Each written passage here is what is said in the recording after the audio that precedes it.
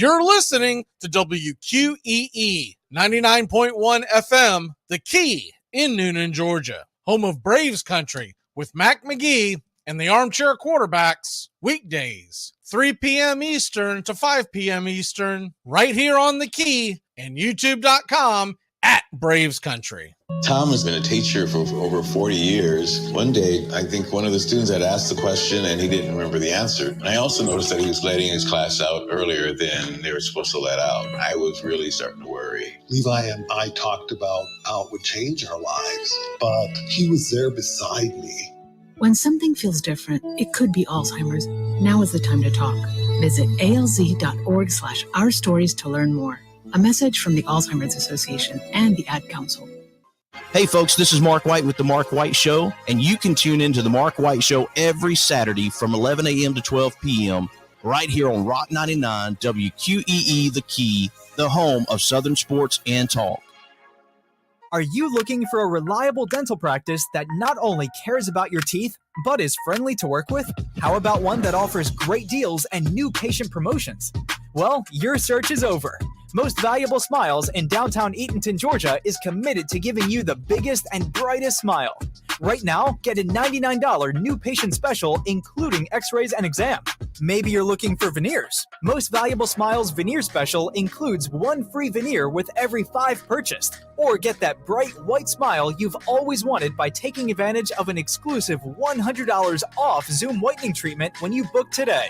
And don't forget that 2022 is almost over. That means most insurance policies will reset by the new year, and to avoid losing that extra money, you need to use it or lose it. Book an appointment today with Most Valuable Smiles in downtown Eatonton to lock in these exclusive deals. Call 706-623-0318 or visit mostvaluablesmiles.com. Enjoy sun-drenched days, epic stays, and plenty of room to roam in Greater Fort Lauderdale. Our hotels, attractions, and restaurants have taken the Visit Lauderdale's Safe and Clean pledge, so you can relax and explore with confidence. When you're ready for that well-deserved staycation, our 23 miles of golden beaches await. Find wide-open spaces to hike, bike, kayak, and paddleboard. Visit your favorite attractions, then dine out in style in dining rooms or al fresco on waterfront patios. Learn more at sunny.org. It all starts with just one thing. When recycling, rinse out jars and cans, and avoid recycling wax paper or paper soiled with food. This will reduce recycling contamination. Find tips and more at onethingus.com. What's your one thing? Hey sports fans, The Key has a brand new show. Braves Country is coming your way weekdays 3 p.m. Eastern to 5 p.m. Eastern. Drive time on WQEE. Braves Country is a Southern sports talk show with Mac McGee and the Armchair Quarterbacks. We'll be talking the Atlanta Braves and Major League Baseball, along with everything important to sports fans in Braves Country. The SEC, ACC, Big Ten, and the National Football League, and the big sports news of the day. That's Braves Country with Mac McGee and the Armchair Quarterbacks. Weekdays, 3 p.m. to 5 p.m. right here on WQEE The Key, 99.1 FM, and simulcasting on youtube.com/@BravesCountry. At Shell, we know from the time you get up to the time you wrap up, good night, there's a lot of meetups, eat-ups, and hurry-ups. So come to Shell and get 3 things done at once. Fill up with Shell V-Power Nitro Plus to help keep your engine running like new. Save up with the Fuel Rewards program and never pay full price for gas again. And snack up with in-store rewards to save even more at the pump. Make the most of the stop you need to make with Shell and engines that continuously use Shell V-Power Nitro Plus premium gasoline. See full terms and conditions at fuelrewards.com. That's the sound of NyQuil Severe hard at work. NyQuil Severe is the best sleep with a cold medicine. No tossing and turning, just rest and recovery. So you're ready to take on tomorrow. For powerful relief of your worst cold and flu symptoms, try NyQuil Severe. The nighttime sniffling, sneezing, coughing, aching, stuffy head, best sleep with a cold medicine. Use as directed. Keep out of reach of children. Hey Braves fans, thank you for listening to Braves Country Baseball. Hi, I'm Mac McGee, and we are here to bring you play-by-play, pitch-by-pitch of your Atlanta Braves and bringing you spring training and 2 to 3 games a week all season long. Please like and subscribe today. Braves Country Baseball.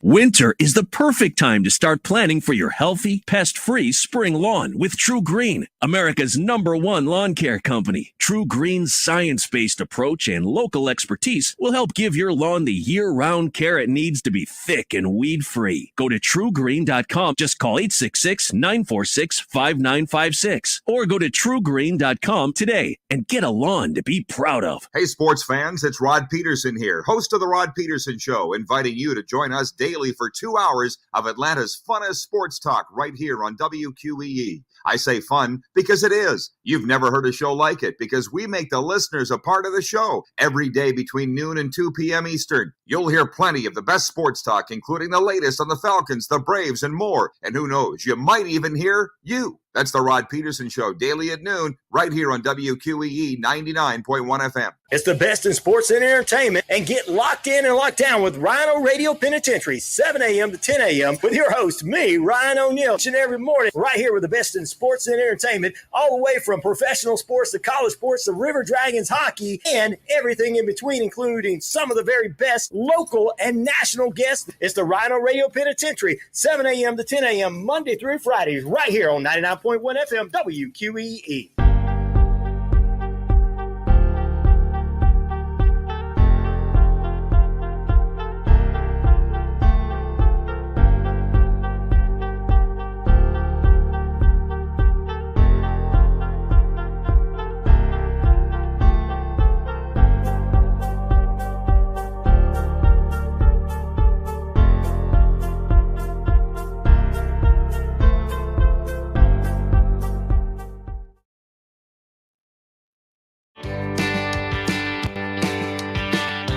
Hey, sports fans, weekdays 3 p.m. Eastern to 5 p.m. Eastern, drive time on WQEE. Braves Country is a Southern sports talk show with Mac McGee and the Armchair Quarterbacks. That's Braves Country with Mac McGee and the Armchair Quarterbacks. Weekdays 3 p.m. to 5 p.m. right here on WQEE 99.1 FM.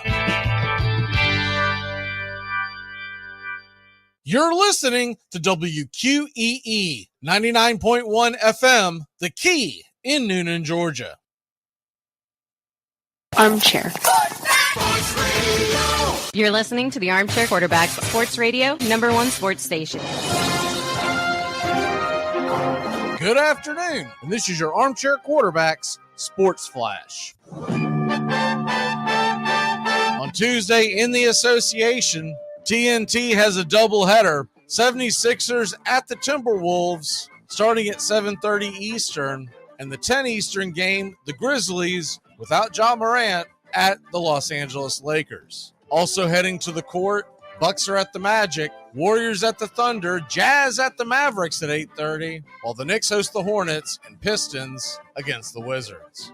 The ACC tournament gets going 2 Eastern. In Greensboro, North Carolina, the Ramblin' Wreck of Georgia Tech go head-to-head with the Florida State Seminoles. That game is followed up at 4:30 Eastern. Louisville at Boston College, and the night tilt at 7 is Notre Dame at Virginia Tech. The A-10 Conference gets going today. Earlier action saw UMass versus Richmond. Right now, Loyola Chicago is taking on St. Joe's. We'll keep you up to date on all the scores here on Braves Country. And a 4:30 tip is scheduled for Rhode Island versus LaSalle.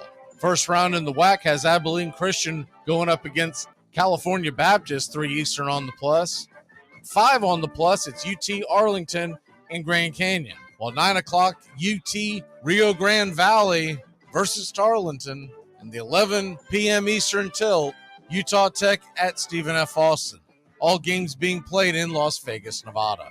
We've also got the MAC in action in the first round. Atlantic City, New Jersey. Canisius versus Mount St. Mary, 5 Eastern on the plus. St. Peter's battles Fairfield at 7. And at 9 on the plus, Marist versus Manhattan. Your Atlanta Braves are back in action, 6:05 Eastern in Northport, Florida versus the Boston Red Sox.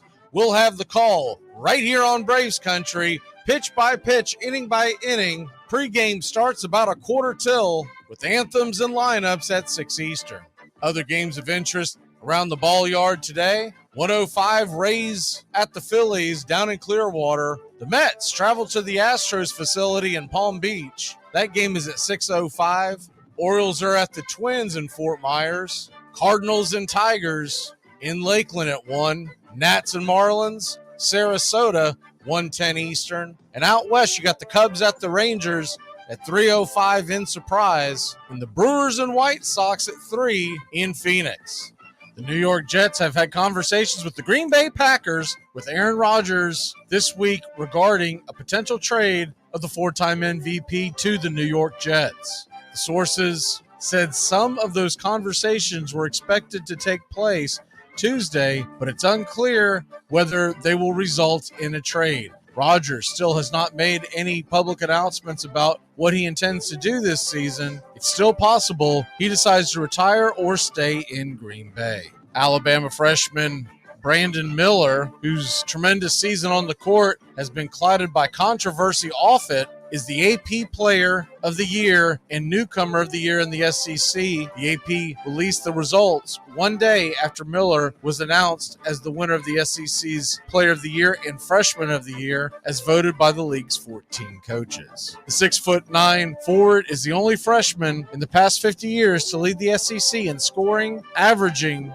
19.6 points along with 8 rebounds. He is also tops in three-pointers made, making 92 and hitting 40%. Texas A&M's Buzz Williams was named Coach of the Year Tuesday by the AP. And the police in Colorado said they are investigating Ja Morant's actions from the weekend after the Memphis Grizzlies star posted an Instagram live video in which he displayed what appeared to be a gun while at a nightclub. The Glendale Police Department confirmed the incident took place at a bar in Glendale, a small enclave surrounded by Denver known for its strip clubs and shopping centers. The department said it's investigating whether Morant might have broken any gun laws in Colorado. And that's your Armchair Quarterback Sports Flash. Stay tuned for Braves Country right here on WQEE 99.1 FM, The Key in Noonan, Georgia, simulcasting on youtube.com at Braves Country.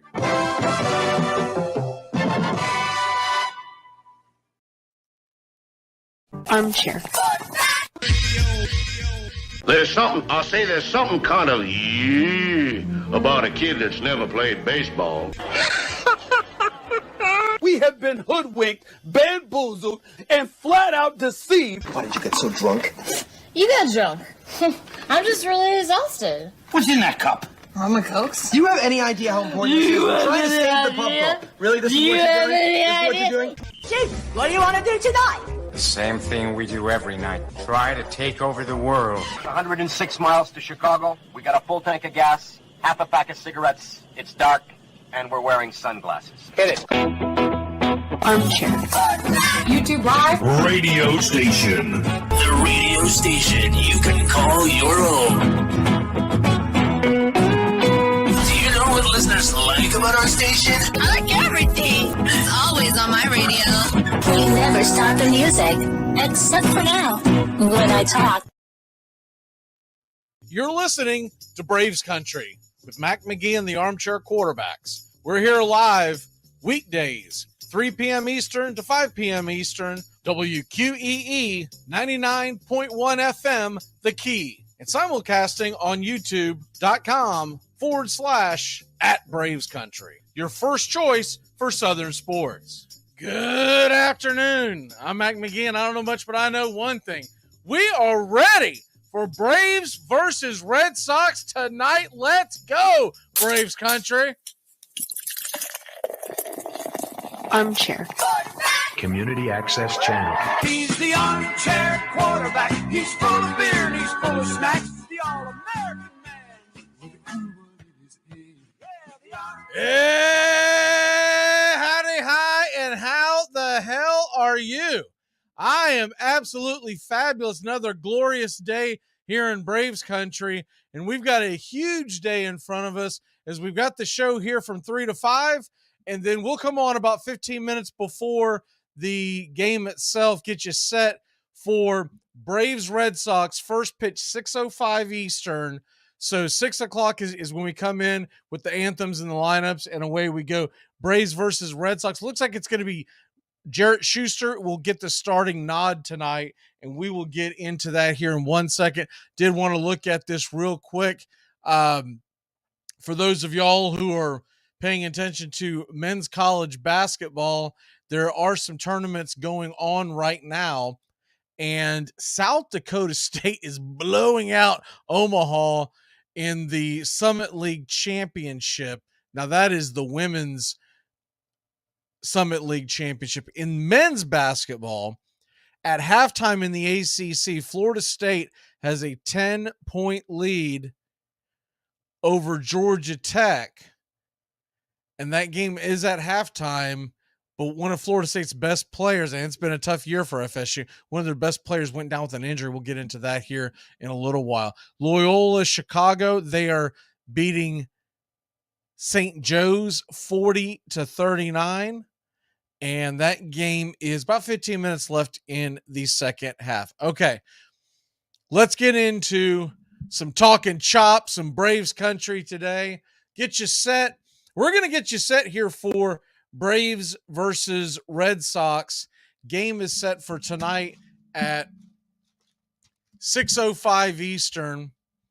And it's kind of neat to have a night game for spring training. You don't get a whole lot of them, so that's number one. I am looking forward to this game tonight because essentially you only get a few of these during spring training, so it's nice to actually relax and folks be able to come home and catch the game, right? Most of these games take place at 1 o'clock on a Tuesday or what have you, and most folks don't get a chance to watch the games. And so many of these games are not been televised. They need to do something about that long term. But let's go ahead and get into Braves country today. We're going to go ahead and get you ready for the 6:05 tilt and Braves versus Red Sox. Game is being played in Northport. And by the way, this is interesting. Now, we all remember the controversial game at the very end of the Braves Red Sox game, very first game of the spring training, the game that we did right here on Braves Country. It's the only game we've done so far, so such limited access to the games. But I just noticed this last night. The Red Sox have not lost, technically. Now, I do believe they would have lost that game had they not thrown that goofy rule because the Red Sox pitchers could not find the plate. They had the bases loaded 2 away, the Braves did, and they were called on a technicality on a strike if you missed that, and that was the big thing that night or that afternoon. The Braves are 4-4, and obviously you don't really care that much about the records. What you care about is the development of the players and whatnot in the spring. But I've said this before, you play around between, it all depends per team, but 25 to 30 games. You don't want to leave the spring going like 2-28, right? So 4-4, I'll take it any day. And I've paid attention to most of these Braves spring training games. The majority of the spring training games, the Braves have actually been leading, and then once they've taken their starters out, both in the field and on the mound, and when they go to their backup relief help, that's when they've really gotten pounded. So all in all, a very good start for the Braves. And let's get into who's absolutely smoking hot for your Atlanta Braves this spring. And there's a great article that we'll get into later into the broadcast tonight that has mentioned Matt Olson as one of the players that will most likely benefit the most for the Braves on the banning of the shift. What they did was they went through all 30 teams, and picked one player that's going to benefit the most from the banning of the shift. Now, I still contend that a lot of teams are going to do what we saw Boston do. In fact, we might even see it tonight. I believe that we're going to see a lot of teams try putting their left fielder into shallow right field, have their center fielder play more of a left center, and the right fielder playing a right center drift. Okay. And yes, you can get burned by that. But from the spirit of the rule that Major League Baseball wanted to get rid of the shift, and they wanted to get rid of the shift because they wanted to see more action. They wanted to see more balls in play. I contend that if you're going to do that, if that's going to be your goal, then you got to get rid of a left fielder drifting down into right field. If you want to make it where the second baseman and the first baseman have to be to the right of the second base bag, and the shortstop and the third baseman have to be to the left of the bag, then what you have to do is you have to say your right fielder and your left fielder have to be right and left of that line, right down the middle. And the center fielder can play either position. But if you're gonna get into this rule and you're gonna try to change the game, you're gonna try to make it where it's a little more exciting and less guys hitting into shifts and the dull baseball that a lot of us really got tired of seeing, where they're just swinging for the fences. Because it's really easy for the old heads for us to sit here and say, well, just hit it the other way. First of all, it's incredibly hard to hit it the other way. When you say that, you don't know what you're talking about because you haven't stood in the box and faced a 98-mile-an-hour fastball or a 94-mile-an-hour cutter right on your hands. So that's number one. Number two, you have to adapt with the game.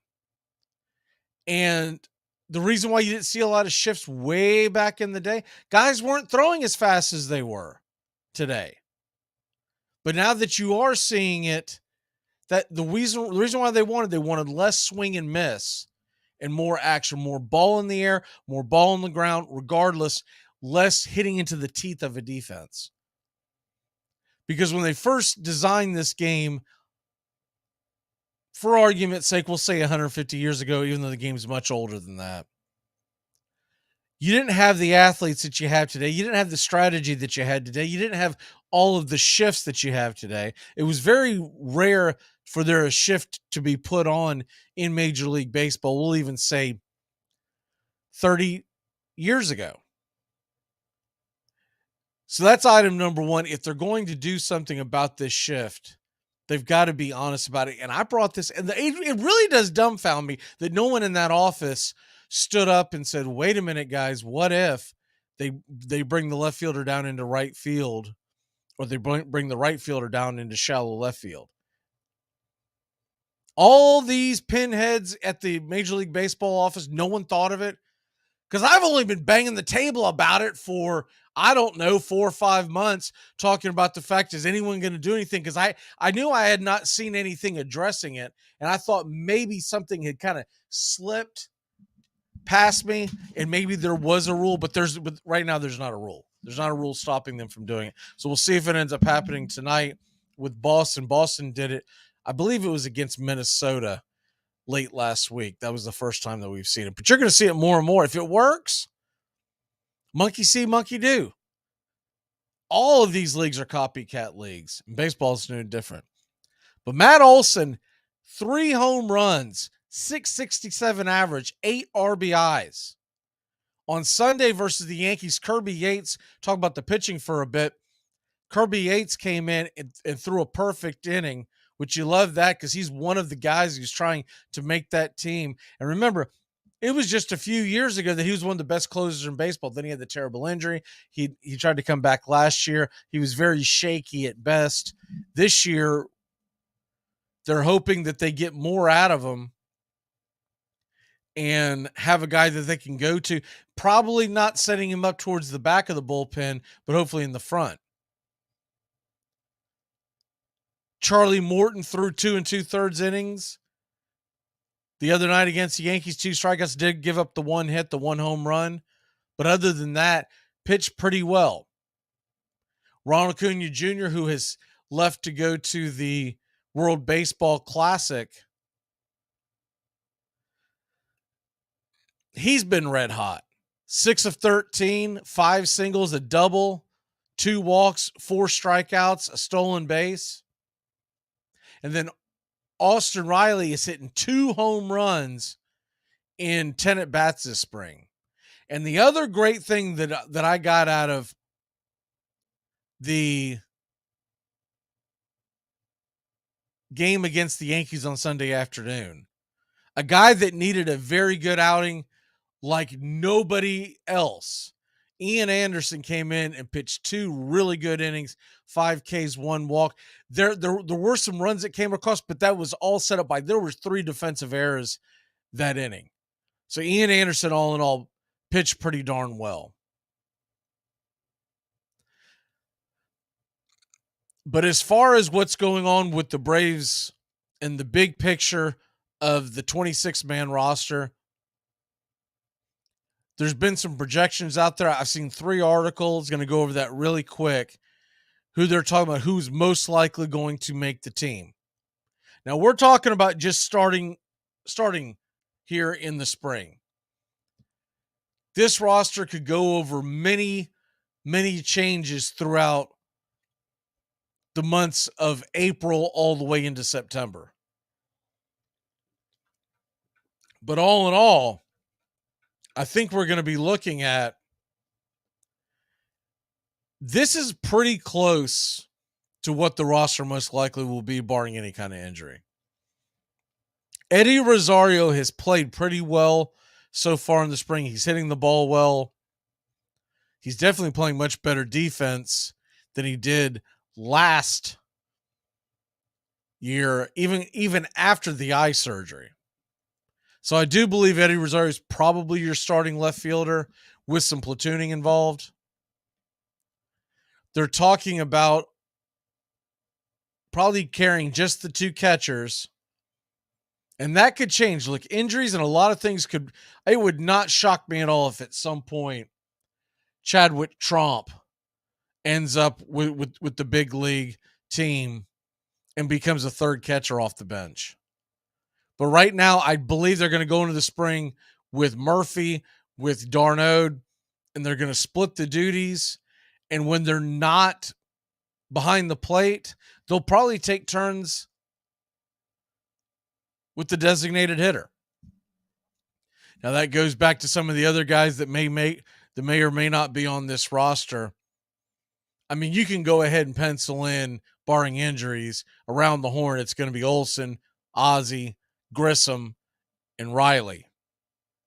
The 2 catchers I just mentioned behind the plate, Rosario in left, Harris in center, and Acuna in right. We all know that that's pretty solid. But how many do you carry outside of that? Because if one of the guys that you're carrying on your bench, because you're going to have a 4-man bench if you're not counting the designated hitter. So let's just go ahead and say that on any given day, our catcher is our designated hitter. Our catcher who has the day off, right? You're talking about 4 other spots. And Orlando Arcia is definitely going to be there. You got to have backups for the infield. What is a little sticky here is that the rest of the guys who are being projected to make the team, they're not really infielders. And that's the only biggest weakness that I see, is that if we have an injury in our infield, there are some guys you could call up, but all in all, that's going to be a hole, because if Arcia has to step into an everyday role, then who is the guy that comes off the bench to give him and the rest of the infield a day off? There has been talk about possibly d'Arnaud or even Murphy sliding over to first base to give Olsen a day off. But without getting all into the weeds with that, Arcia is going to be the everyday backup, I guess is the best word for it. So then you've got 3 other slots, and who gets them? And I hate to tell Braves fans, who a lot of them are not looking forward to this because a lot of them are against having him on the team. It's not just his lack of production, but it's also the numerous times that he's been in trouble. A lot of Braves fans just want to swallow the money and cut him, but I don't think they're going to do that with Ozuna at the beginning of the year. Just reading all the tea leaves, and not just from the writers, but also when you read things and you hear quotes from Snicker and company. Snicker saying that Ozuna is going to be on the roster. First of all, he made that statement, I think, late last week. I doubt that's going to change in the next 3-ish weeks, right? So he's going to be on the roster. He'll be on the bench, but he'll probably get some opportunities to DH. He'll get some opportunities to especially when there's a tough lefty, they're going to bench Rosario and give a guy like Ozuna a chance in left field. He talked about how he's worked on his arm in the offseason. He had some arm issues, and he's come in shape, and his arm is much stronger than it's been. And we'll see. We have not seen him in the field yet this spring, but we'll see how that plays out. But he's going to get a chance. He's going to get a chance to produce. And if he doesn't produce, yes, there is a very good possibility he could get DFA'd. But I don't think it's going to start out that way. So let's go ahead and pencil Ozuna in, Arcia in, and then who are your next 2 guys? And I think Kevin Pillar is absolutely showing out. He's doing all the right things. He's having great at bats.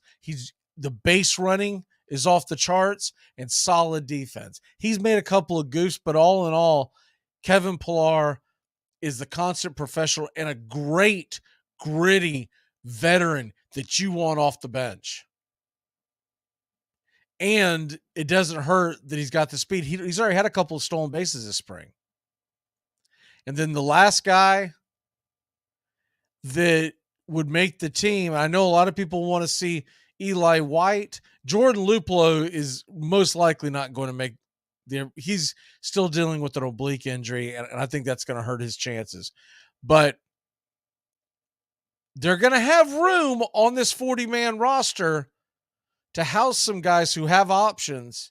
Because think about this, when we get to the regular season, you're going to be able to put Huascar Ynoa and Tyler Matzik on the IL, both of them having Tommy John surgery. So that opens up 2 slots right there off the jump. And the Braves, although they're going to carry quite a few pitchers, they're going to have some options at bat. So if we assume Jordan Luplow doesn't make it because his injury with his oblique is setting him back a bit, and Eli White does have options, I think Sam Hilliard is the 4th and final guy on our bench. I don't believe Sam Hilliard gets cut because he's out of options. They would DFA him, and I do think that they want to. He's known to have a very good glove, can play all 3 positions in the outfield, and they've even talked about possibly working him into first base, because everybody would prefer to see these guys get some days off. I know they go to the post every day, and that's great. But if we want them to be fresh, from time to time, you would like to see Riley and Ozzie and Olsen out of the lineup. Sometimes it's just a mental break, but the physical break as well. An ideal time would be when you're in a long stretch of games and you're about to have a day off, and you give the guy a break and he gets 2 days to rest. And sometimes he's struggling and you just want to sit him down so he can clear his head. Because a lot of these guys, as talented as they are, it's different when they can sit back and watch the game for a day as opposed to being in the heat of it. As far as the pitchers go, I think right now, Ian Anderson with the outing that he had this past Sunday. I think he's kind of nudging ahead of Bryce Elder to get that 5th rotation spot. I don't think they're going to speed Soroka along, so he might miss the very beginning of the year down on the farm. And then Ian Anderson's got several outings to go in this spring, and he's got a lot of pressure on him because if he falters, Bryce Elder has actually pitched pretty well. And as far as your bullpen, it'll be Iglesias, Jimenez, McHugh, Chavez, most likely Yates. That's the big question mark. And then your lefties, Minter, Lee, and Luque. Remember, Luque was the one that came over from the trade from the Yankees. And if all these arms stay healthy, should be an elite bullpen. All right, we're going to take a break and be right back. Braves, Red Sox tonight, 6 o'clock, right here on Braves Country. We'll be back in a flash. Keep it locked in here on Braves Country and Braves Country HD, wherever you stream. Been all over the world, beat them all. And it's hard to believe, isn't it? Really hard to believe that so much man could be wrapped in such a good-looking package. Hey, sports fans, the Key has a brand new show. Braves Country is coming your way weekdays 3 p.m. Eastern to 5 p.m. Eastern. Drive time on WQEE. Braves Country is a Southern sports talk show with Mac McGee and the Armchair Quarterbacks. We'll be talking the Atlanta Braves and Major League Baseball, along with everything important to sports fans in Braves Country. The SEC, ACC, Big Ten, and the National Football League, and the big sports news of the day. That's Braves Country with Mac McGee and the Armchair Quarterbacks. Weekdays, 3 p.m. to 5 p.m. right here on WQEE, The Key, 99.1 FM, and simulcasting on youtube.com/@Braves Country.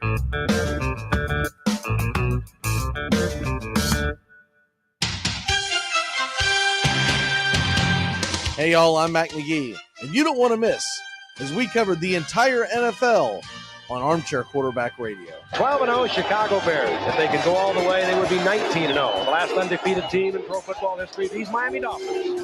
72, 14-0 regular season. After the Super Bowl, they were 17-0 for a 3rd down and 6. Cooper, Moore, and Clayton. Down the way. Into the arms of Clayton. Oh, and are things going right for the Dolphins tonight? 42-yard touchdown, batted into the air at the line of scrimmage. This is vintage Monday Night Football. Final seconds ticking off. Bears will not go undefeated. What a victory for the Dolphins. And Dan Marino reigns supreme once again. Welcome back to Braves Country. Mac McGee and the Armchair Quarterbacks, weekdays, 3 to 5 p.m. Drive time on WQEE. You mean to tell me we're going to drive from here to Texarkana, Texas, and back to here in 28 hours? It's only 900 miles there and 900 miles back. Well, for your information, that ain't never been done, not no rig. That's because you and I ain't never done it in no rig. You got to stop thinking so negative, son.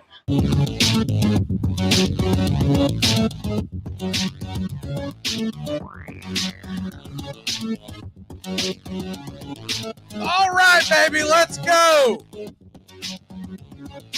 Got some college basketball rocking and rolling.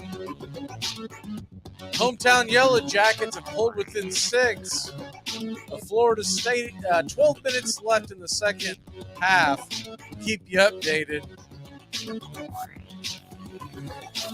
As a Florida State fan, I'm well aware this is a loser bowl is what this is. Only way either one of these teams are going to the postseason, they're going to have to run the table in the ACC tournament. And I don't believe Florida State has it in them this year, so I kind of would like to see Georgia Tech make some kind of run. It would be really fun to watch. I'd like to see some upsets in the tournaments. I'd like to see one Cinderella in one of the Power Fives make a run at least to the championship game. if not win it all. Because this is a year where I'm not really pulling for anyone that's affected by bubble watches and whatnot. We all know that there's those years where you go into the tournaments and your team is not necessarily a shoo-in, but what they are is, as long as they don't spit the bit, they should be in. And then all of a sudden you lose in your first or second game, whichever it is. And when you do that, you end up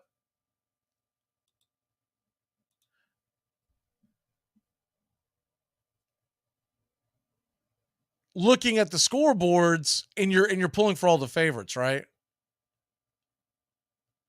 Well, this is not a year for me like that. This is a year where I'm like, hey, you know what? Let's see it shake it up. Because my secondary team that I'll be pulling for, Tennessee Volunteers, I spent so much time in the Middle Tennessee area. They're going to get in the tournament, so I'm not worried about that. Kind of pulling for Vanderbilt to get in. They're a really good story, and there's a couple of other teams. I'm glad that the Kennesaw State punched their ticket. Been following them for about 2.5 months, something like that. And really gotten into the whole story of Kennesaw State, and I think they're a little more dangerous than what people realize. But when we get into the actual playoffs of this whole thing and the NCAA tournament, which will start, well, technically it starts a week from today. Technically, because you'll have the play-in games. And unless they change it, I believe those start, they're either 6 p.m. and 8:30 or 6:30 and 9. They've gone back and forth. It's been goofy, but usually it's 6 Eastern and 8:30 Eastern. And you'll get two of those, and you'll get one good matchup, so to speak. There'll be a matchup that you'll recognize and each night, and then there'll be another matchup of the smaller games. Well, for the first time ever, I'm excited about the smaller games because I have watched so much lower level college basketball this year. Kind of got into it because it started just before we had the jockey come on that time. Then I really got into it when his picks were just doing so terribly, but he already got me into betting on the games again. And I was like, well, I got to find a better way because this guy's absolutely losing his shorts. I got to find there's got to be a better way to win these games. And I found a pretty good method, I think. Who knows? But the record speaks for itself. I mean, college basketball this year, I've done really well. I haven't done the recent percentage, but it's been really, really profitable so far. So I might have to pull that up before we hit the March Madness next week to find out exactly where I am numbers wise. By the way, real quick update: Abilene Christian is down by 3 to California Baptist. That game is 4 minutes left in that one. And we've got wall-to-wall basketball for the next several days. And then we're going to hit the tournament next week. And remember, you're also going to have the NIT. So if you're out there trying to have a little fun and gamble a little bit, a lot of basketball that'll build us all the way into baseball season. In baseball season, I'm always locked in on picking games and whatnot. And once again, this is 8 years in a row that we just finished where we're over 60% win percentage. So not too shabby, no matter what the jockey tries to tell you. That guy can't even hit fit. I'm telling you right now, since he's been on our show and I've been paying attention to it, I need to go back and actually calculate it. He's got to be around like 25 to 30% win rate. I mean, it is awful. awful. And he tries to skate by and not admit every game that he's actually betting, because he'll mention one and then he'll try to backtrack. Well, no, I didn't really pick that game. No, dude, you did, because if you put your name on it, if you stick your chest out and put your name on it, you're getting stamped as having that as a loss. Because if you want the wins, you got to take the losses. Now, obviously, in the real world, it doesn't matter unless you actually bet on it. But he's betting on all of them. But I look at it as, if I give advice, I'm putting my name on it. That's going to be a part of my win or loss percentage. Can't pick and choose. Right now, Florida State leads Georgia Tech 43-38, about 10 minutes left in that one. So ACC tournament just getting rolling. And you've got this game.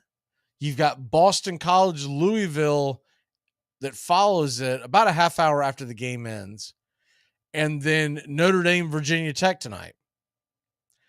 And with that being said, I'm going to go ahead and hit you with some lines that I really like. And then we got to get into some NFL talk, because things are moving and shaking in the National Football League.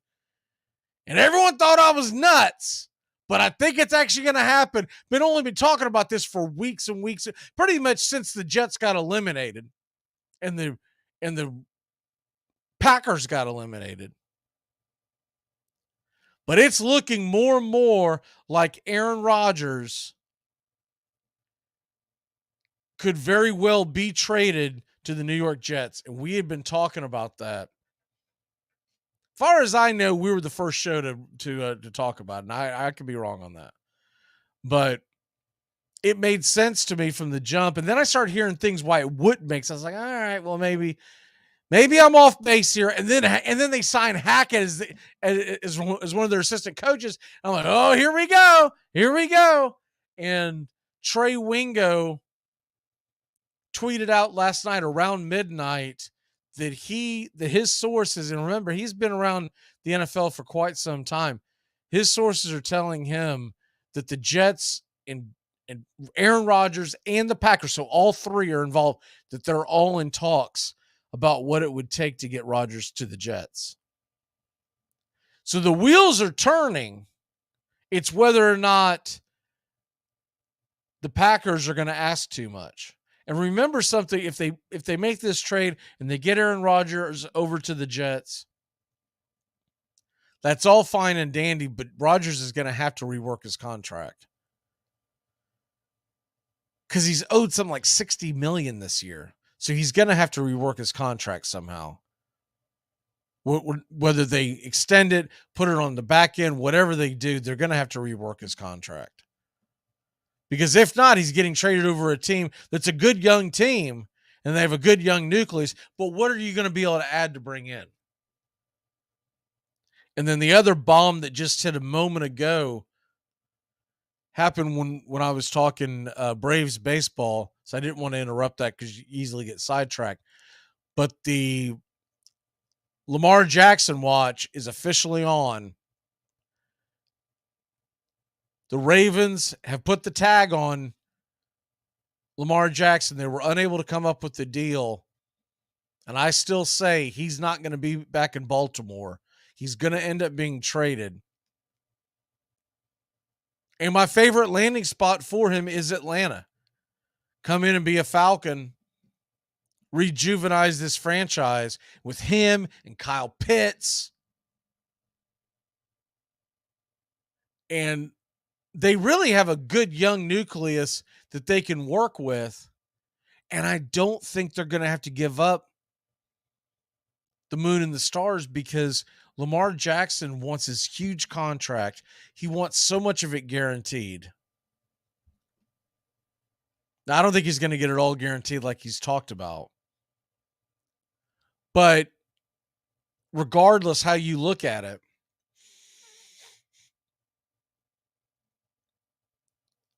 with all that in play, when you go to trade a guy like that,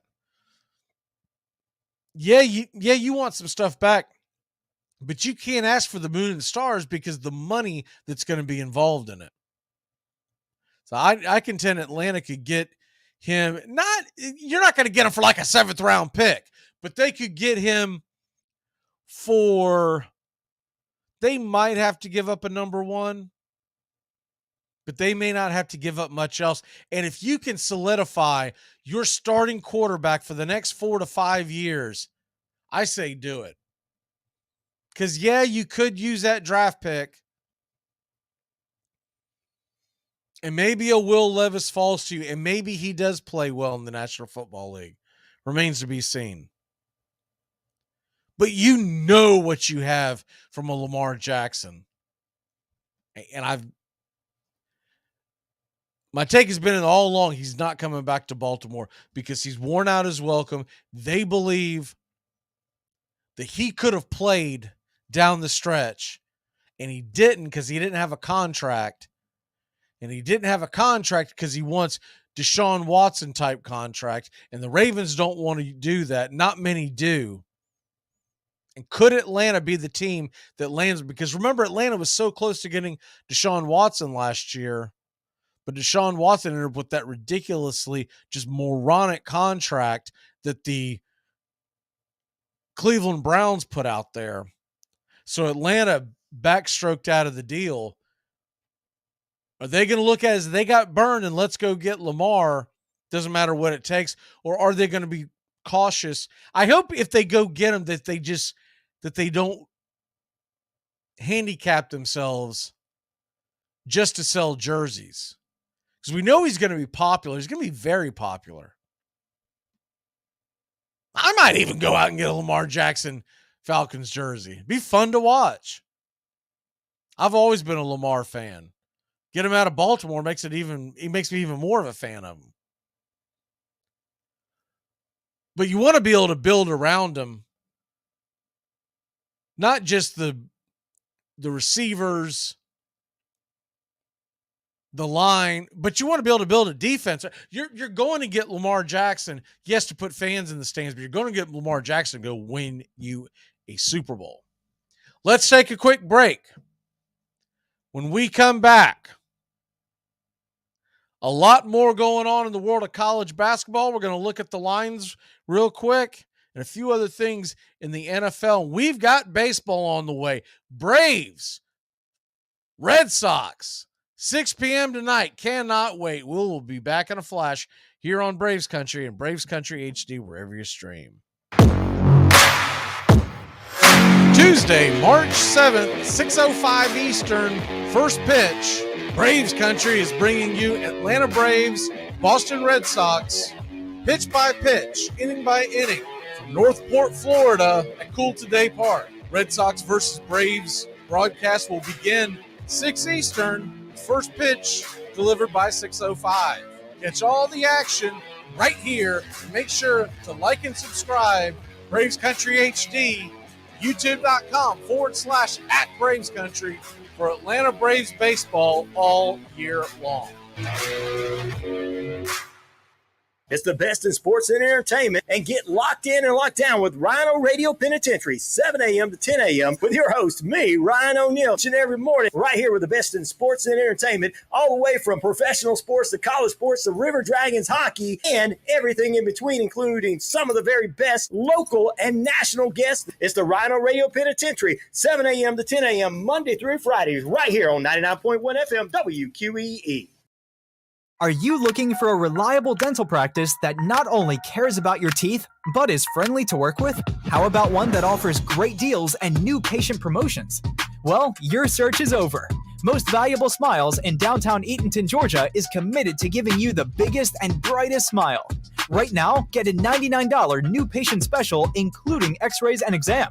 Maybe you're looking for veneers. Most Valuable Smiles veneer special includes 1 free veneer with every 5 purchased. Or get that bright white smile you've always wanted by taking advantage of an exclusive $100 off Zoom whitening treatment when you book today. And don't forget that 2022 is almost over. That means most insurance policies will reset by the new year, and to avoid losing that extra money, you need to use it or lose it. Book an appointment today with Most Valuable Smiles in downtown Eatonton to lock in these exclusive deals. Call 706-623-0318 or visit mostvaluablesmiles.com. Enjoy sun-drenched days, epic stays, and plenty of room to roam in Greater Fort Lauderdale. Our hotels, attractions, and restaurants have taken the Visit Lauderdale's Safe and Clean pledge, so you can relax and explore with confidence. When you're ready for that well-deserved staycation, our 23 miles of golden beaches await. Find wide-open spaces to hike, bike, kayak, and paddleboard. Visit your favorite attractions, then dine out in style in dining rooms or al fresco on waterfront patios. Learn more at sunny.org. Here's good news. There's still a need for hundreds of thousands of cybersecurity professionals in the U.S. right now. And My Computer Career is training people to help meet the demand. No IT experience? No problem. Take the free career evaluation today. Start your new life as an IT pro in as little as 4 months. Grants covering up to 53% of the cost are available to those who qualify. It's not rocket science. It's mycomputercareer.edu. Shouldn't you be at work by now? Work? It's raining. I called in sick. I don't work in the rain. You don't work in the rain. You're a mailman. Neither rain nor sleet. It's the first one. Welcome back. Busy day in sports. We've got Braves versus Red Sox tonight right here, 6 Eastern. Braves Country and Braves Country HD, wherever you stream. Real quick, going to hit the scoreboard in Major League Baseball. If you're watching on the YouTube channel, you can see some of the scores, but I want to run over them real quick just so that folks know what's going on. Spring training games going on right now. You got the Rays up 7-1 over the Phillies. And Orioles 6-3 over the Twins in the 8th. Also in the 8th, Tigers all over the Cardinals 14-2. Cubs trailed the Rangers top of the 3rd 4-2. The Brewers down 2-0 to the White Sox in the bottom of 3. Giants trailing the Reds 5-2. That game is in the 3rd. And Diamondbacks and Athletics just got going. A's up 1-0. And you got scoreless with the Angels and Padres. Earlier today, Nationals 5-3 over the Marlins. Man, the Marlins are 1-9. And I misread them. They are not pitching well. Now I get it. It's spring training.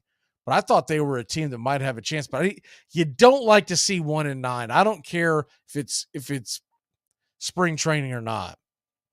NFL, I literally don't care about the actual record because they play such few games. What is it, 3 now? I mean, it's not much of a litmus test.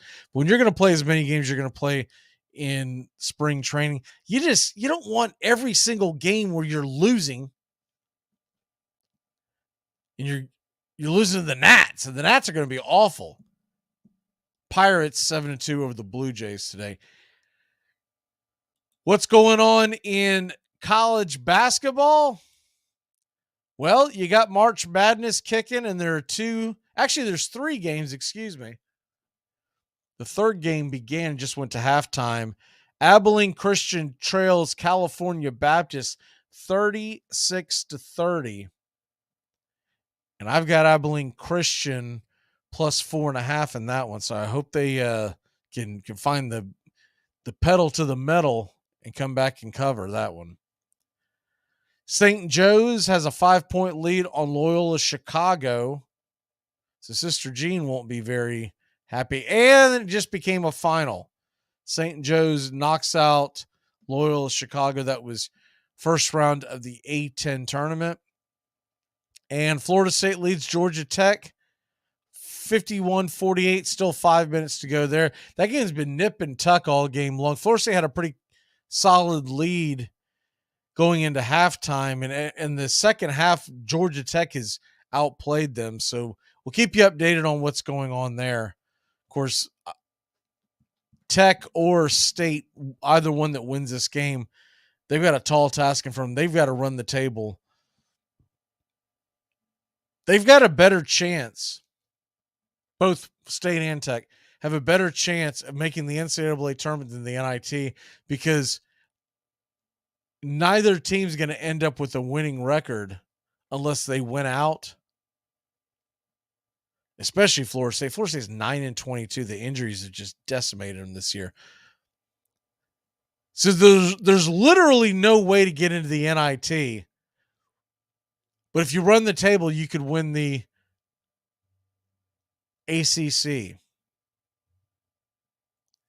And I guess if you count it up to win the ACC now, if you play on that first day, you got 5 days that you have to win in a row. I don't see that from either one of these teams. But it's always fun to gamble on the game itself. And I've got FSU in the points today. They were underdogs. Got them on a teaser. What is the number I have on that? 6. I'm getting 6.5. In the second part of that teaser, Boston College just needs to win.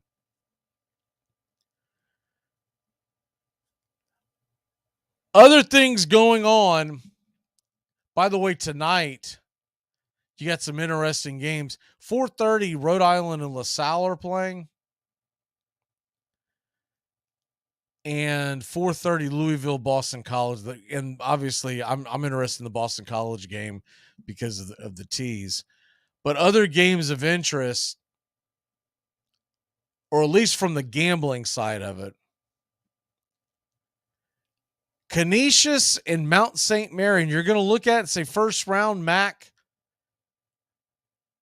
kind of an ugly game, a team who's won 10 and lost 19. The other team has won 12 and lost 19. But Canisius is one of my favorite plays today. They're just a better team, and they should win that game, and they're getting points. The other, I'll tell you what, another team that I've been riding, just like Kennesaw State, a team that's been playing very well. And what is the line that we're getting at right now? See, these lines are so screwy to find because late games are being put in because of the tournament results. One of them, McNeese State, I covered with them last night, and they actually got the outright win. They're getting 9.5 points against Texas A&M Corpus. I like it better on a tease, which is what I did, but that's a lot of points. McNeese State has a very athletic backcourt that can get to the rim. The biggest problem with taking McNeese State on the line, the current line with the 9.5, they do turn the ball over, and they struggle on the defensive rebounding. So they can go through some lulls, but they've got a very athletic team. Here it is, Merrimack, 7:00 tonight. They're giving up 4 to Farley Dickinson. Now, a lot of folks like Farley Dickinson in the points. I'm leaning with Merrimack, and I've got them on a, can't remember if I did them on a teaser or if I did them on a parlay. I took them parlay money line along with Canisius. And I really like that game. Merrimack has looked very, very good. And I'll tell you another team that is everyone sleeps on because, and we all know with the college basketball, a lot of these folks will only pay attention to the top 25 or the Power 5 teams. And I get that. I mean, you can't follow everybody. But I start gravitating to teams when I see them playing well. And this Northern Kentucky team is a fun team to watch. And one of my favorite plays today is to grab them and Gonzaga and either tease them so you get a few points past it, or if you want to get more aggressive, just take them both on the money line. Both of them are a 2 to 2.5 point favorites. So the money line's around the minus 140, minus 145. If you hit them both, the payout is a plus 200. And I really like Northern Kentucky tonight against Cleveland State. And if you watch that Gonzaga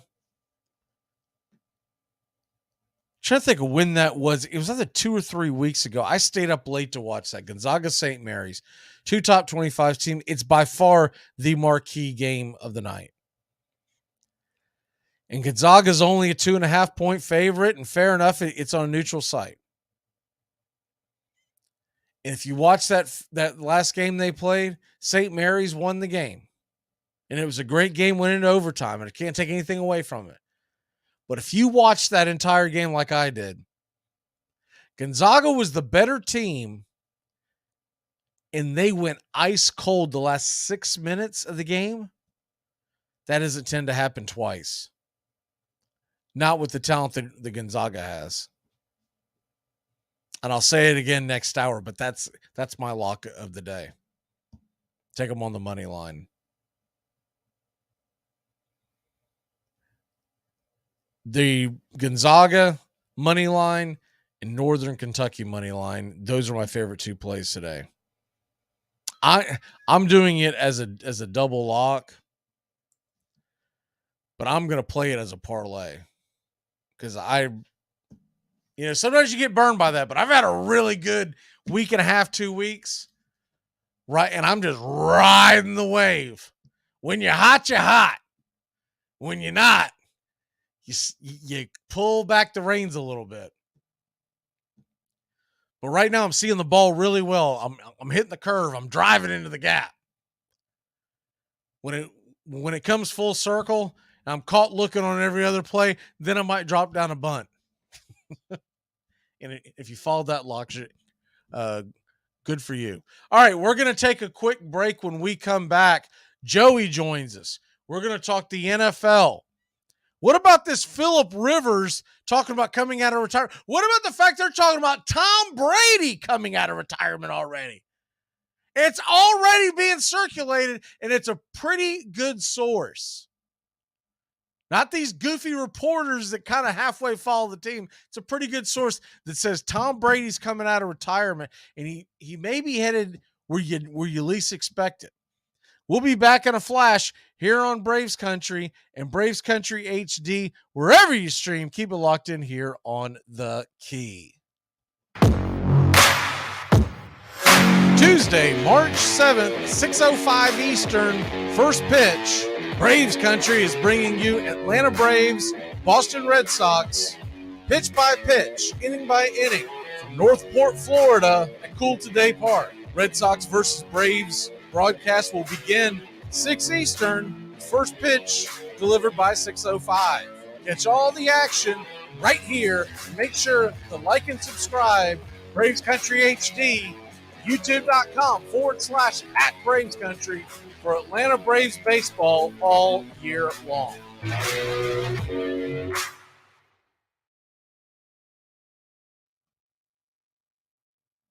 You're listening to WQEE 99.1 FM, The Key in Noonan, Georgia. Armchair. You're listening to the Armchair Quarterback Sports Radio, #1 sports station. Good afternoon, and this is your Armchair Quarterbacks Sports Flash.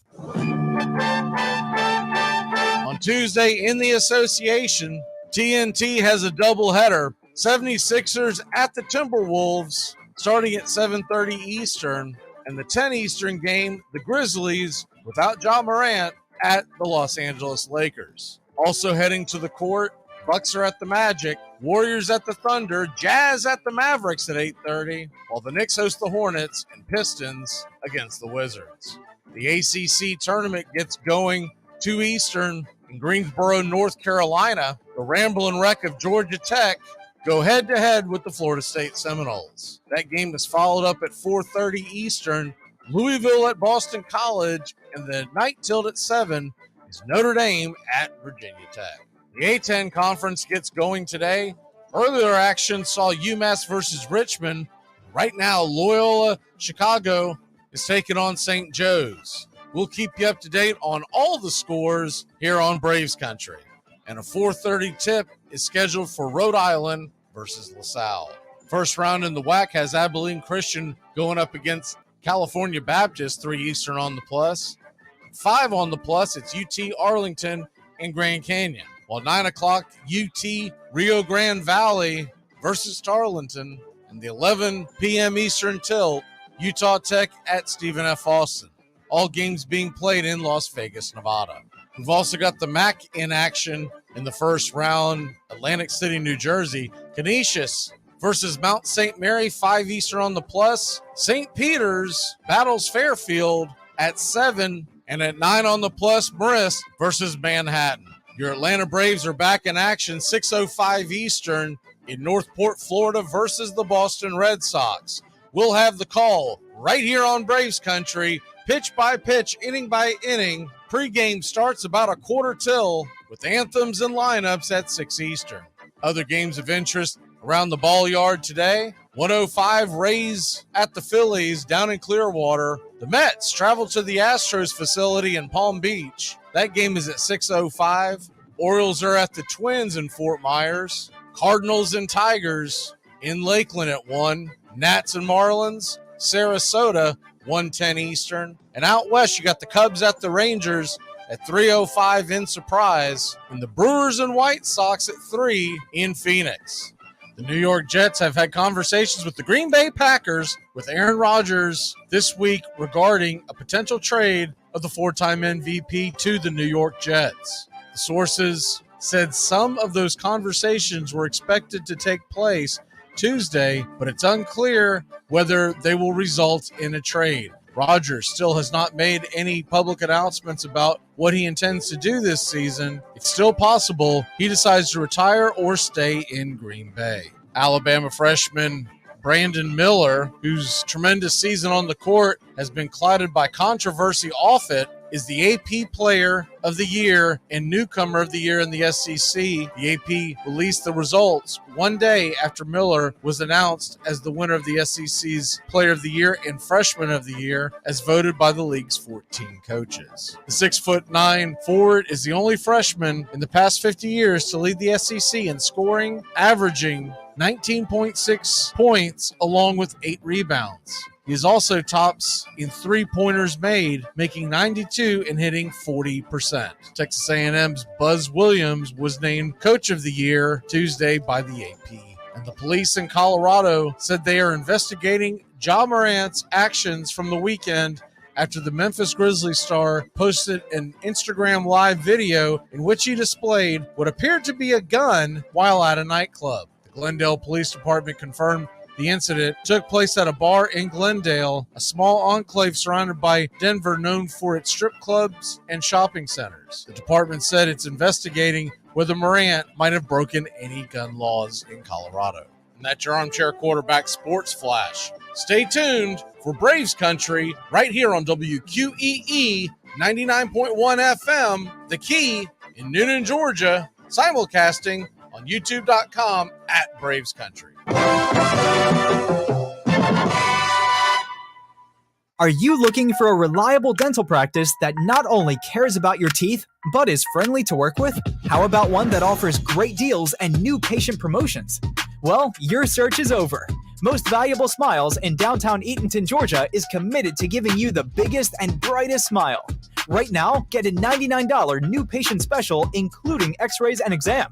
Maybe you're looking for veneers. Most Valuable Smiles veneer special includes 1 free veneer with every 5 purchased. Or get that bright white smile you've always wanted by taking advantage of an exclusive $100 off Zoom whitening treatment when you book today. And don't forget that 2022 is almost over. That means most insurance policies will reset by the new year, and to avoid losing that extra money, you need to use it or lose it. Book an appointment today with Most Valuable Smiles in downtown Eatonton to lock in these exclusive deals. Call 706-623-0318 or visit mostvaluablesmiles.com. You're 5 feet nothing, 100 and nothing, and you got hardly a speck of athletic ability. And you hung in with the best college football team in the land for 2 years. And you're also going to walk out of here with a degree from the University of Notre Dame. In this lifetime, you don't have to prove nothing to nobody except yourself. And after what you've gone through, if you haven't done that by now, it ain't gonna never happen. Why, any fool could see he made that first down when he dived. If Howard Cosell came in now, he'd never get out alive. 'cause he's the armchair quarterback. He's full of beer and he's full of snacks. The All-American man. Welcome back. And welcome in Mr. Joey. Joey, how the hell are you, my friend? What a wild day coming into what we've got in the sports world. I mean, we have March Madness tournaments on already taking place. We have FSU on, as we know. The NFL quarterback carousel finally starting to work its way out after Derek Carr, and MLB spring training in full circle. I love it all. Real quick, Georgia Tech is taking a 61-60 lead over Florida State. It looks like 0.2 seconds left. That's the bad news if you're a Florida State fan. Good news if you're a Georgia Tech fan. But if you took FSU in the points, not much of a chance that game's going to end in a tie. Of course, I kind of my eyes drifted during the break, so I don't know if they're at the free throw line, but we'll see. We'll keep you updated on there. Abilene Christian is down 7 with 16 minutes and 50 seconds left in that one to California Baptist, as that is the first round of the WAC tournament. And the winner of this game, by the way, if Georgia Tech goes on to win, they will play Pittsburgh tomorrow at 2:30 Eastern. You got 3 games in the ACC tournament tonight, and then I believe it's 4 tomorrow and 4 on Thursday, I believe. I mean, the short of it is there's too many, way too many teams playing in these tournaments.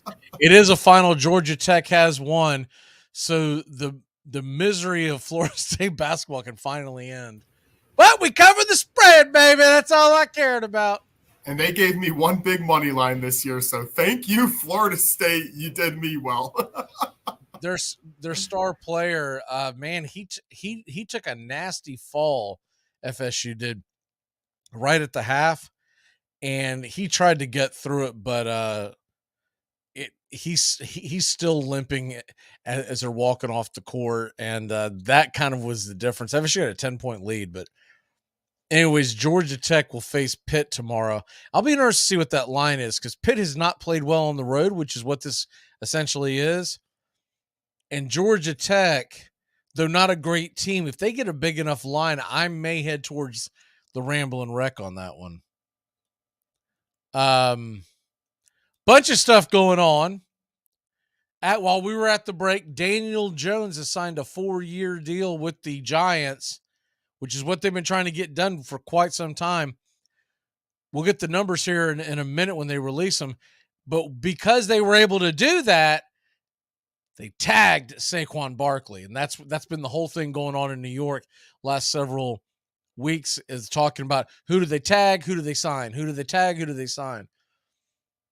And I honestly thought that they were going to end up tagging Jones and signing Barkley, but instead, it is smarter in the world of football to sign your quarterback long term and to tag your running back, because the running backs break down. Daniel Jones might be the outlier. We'll see what the man, I don't know what is going on here, but the head coach of which team is that? Is that Cal Baptist? He just had to be pulled back. Yeah, I'm pretty sure that's Cal Baptist head coach. No, that's Abilene Christian's coach. He just had to be pulled back by his assistant coaches. He was going after the refs. I mean, just going crazy already. I love it. Not very Christian-like of Abilene over there. He looked like we're about to have a SummerSlam over there, man. They had 3 or 4 guys holding them back. Okay, we got so much to get into. And where are we going first? I don't know, man. I don't know. Aaron Rodgers to the Jets. How about that, baby? It's gonna happen. I can feel it in my plums. It's happening. Yeah, and I do remember it was either the Tuesday or Thursday, being on twice a week, and get them all confused. But a few weeks ago, like you said, we were definitely one of the first to talk about that, and you brought it to the surface. And if you really do think about it, it makes sense for both teams, and here's why.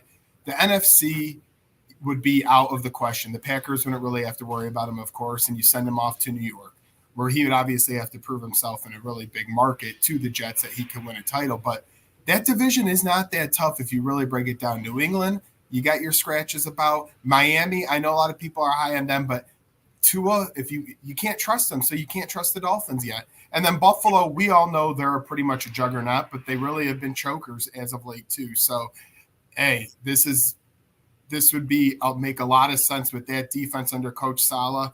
I hope it does happen. Oh, I do too. I think it would be phenomenally just entertaining. And Aaron Rodgers dealing with the New York media would be a lot of fun too. Because he's the type that's going to troll them, right? Exactly. I mean, he can barely handle the Pat McAfee show, let alone the New York Jets media. So let's see what happens when he gets on the big stage. I mean, it's going to be fun, but also I feel a little bit irritating. It'll be a little irritating. I don't doubt that at all, but I think it'll be, well, okay, first of all, the second thing that we want to go to, if you can wrap your head around this, I'm hearing from pretty good source, as they say. Who was it that dropped this? Oh, it was Rich Eisen.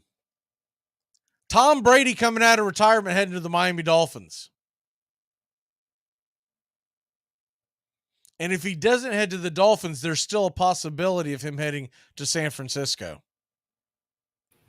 But what if you end up with a division of Aaron Rodgers with the Jets, Josh Allen with the Bills, Tom Brady with the Fish? I mean, just look at the AFC already as is with the quarterbacks, let alone if you put Aaron Rodgers and Tom Brady over there. Oh, and by the way, Mac Jones and Bill Belichick in New England. You got to start tanking if you're Belichick immediately if that happens. I mean, I'm sorry, but it's time to tank for Williams. Yep. So that's a very real possibility. We've heard these rumors before about Brady. I'm still like, I said it the day that he announced his retirement. I'm not buying it until I see that ball in the air, week 1, National Football League. And even then, I'm probably going to say I won't believe he's not playing this year until we get to Halloween and there's no rumblings. Yeah, and honestly, from my perspective, I mean, I would like to think he's, retired, but the only caveat I will say where maybe there's a little light is he did not take that announcing deal yet, so he's not locked into anything contractually. So if there's any if there's any light in there, it would be that. I still think he ends up not playing another down, but to me, the door you can't lock it. I think it's closed, but it's not locked in my eyes. Man, when he announced that he was going to take the year off to get ready to broadcast, what that told me, he's taking the year off to go try to win a Super Bowl one more chance. He can learn how to broadcast on Tuesdays when they normally have the day off. I mean, do you really think Tom Brady needs about 500 days to get ready to sit in a booth like Tony Romo and go, wow? No, exactly. Tom Brady will actually, I don't know, Jim. No, he's not going to go on that Tony Romo level. I think, his presence himself, he's got a pretty funny characteristics and personality for him. But, man, we're still a week outside of free agency, and look at all the talk we got going. Once Derek Carr went to the Saints, everyone I feel like is starting to make their moves. Even the Bears are trying to move the pick as we speak before free agency, it seems. So be ready from now until March 15th to get a heck of a lot of news. You ready for the other nugget? What do we got? Phillip Rivers is talking about coming back. He made phone calls to the San Francisco 49ers and the Miami Dolphins. Look, I'll just say this. I love Phillip Rivers in Indy, his last stop. He had a good year. That being said, that was the cherry on top to his career. We didn't still win a playoff game with that. And 2 years removed, I don't care how great a shape you stay in. We saw Deshaun Watson take a full year off and be a top 5 quarterback. Look at how that panned out for a few games last season. I'm telling you right now, I know he might be making the call, but I don't think there's going to be anyone answering unless it's an emergency. Let's say you're in week 15 and San Fran, it goes through this crud again, maybe. But I can't see him actually starting out right from week 1 for a team. If you sign Phillip Rivers, you're not signing him as your starter. You're signing him as a veteran backup and a guy that can step in if there's an injury, or a guy who can step in because there's an injury, like the San Francisco 49ers. Very true, but I don't think Phillip Rivers is going to sign up to be, as a father of 5 kids, just to be the backup of a team either. He's the one that's made the call. They didn't call him. He called those teams because of the injuries to their quarterbacks. But you think you call them saying, I want to be a backup, not calling saying, I want to be able to compete? Yes. That had to be the conversation, because he didn't call them week 1. He called them in December. He called them before Brock Purdy got hurt again, or got hurt in the playoffs. I mean, he's also calling the teams in the best weather on the best coasts to be a kind of semi-retiree too. I just feel like this guy doesn't. Phillip Rivers, and you go and sign with the Dolphins, and you're there as the emergency backup, essentially. I don't even know if that's the right term, but you come in as the backup quarterback for the Dolphins. Although I honestly don't think the Dolphins is a spot. Whether Brady were to come there or not, Dolphins are not the spot, because I felt like Skylar Thompson did very well. I think San Francisco is his spot. And if not San Francisco, what about he gets signed by someone who not super happy? What about Nashville? What about, we all know he loves that bolo tie. What about Nashville and Titans signing for something cheap? And there's so many rumors. That's the next thing that I want to hit you with. Very heavy rumor coming out of Nashville that Tannehill could be on the move and get traded. And the number one landing spot is if Aaron Rodgers thing falls through with the Jets, Tannehill has a lot of ties to that coaching staff in New York, and Tannehill could be on the move to New York. I tell you what, it's been you're closer to the situation than me, but I could see most of the moves the Titans have done to this point. You know, you get some cap casualties, over the age veterans, things of that nature. But to me, the big thing is what if you know they do anything. Derrick Henry to me has got to be the centerpiece of that team. Maybe change quarterbacks, but I would maybe move Tannehill, but I wouldn't even consider moving the King. If I would just move the quarterback, maybe. We're going to take a quick break. When we come back, we will talk Derrick Henry, and we got a lot more on tap as we've got college basketball to get you caught up on what's going on in Major League Baseball, an injury to the Boston Red Sox, injury to the Mets, and there's a Cub. Says he wants to stay, but he doesn't know if they want him. We'll be back in a flash here on Braves Country and Braves Country HD.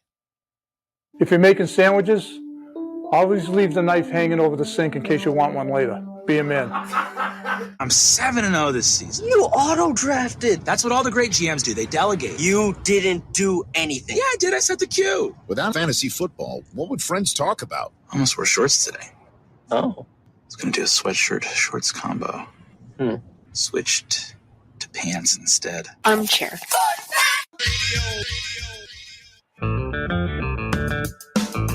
Hey, sports fans. The Key has a brand new show. Braves Country is coming your way weekdays 3 p.m. Eastern to 5 p.m. Eastern. Drive time on WQEE. Braves Country is a Southern sports talk show with Mac McGee and the Armchair Quarterbacks. We'll be talking the Atlanta Braves and Major League Baseball, along with everything important to sports fans in Braves Country. The SEC, ACC, Big Ten, and the National Football League. and the big sports news of the day. That's Braves Country with Mac McGee and the Armchair Quarterbacks. Weekdays, 3 p.m. to 5 p.m. right here on WQEE The Key, 99.1 FM, and simulcasting on youtube.com/@Braves Country.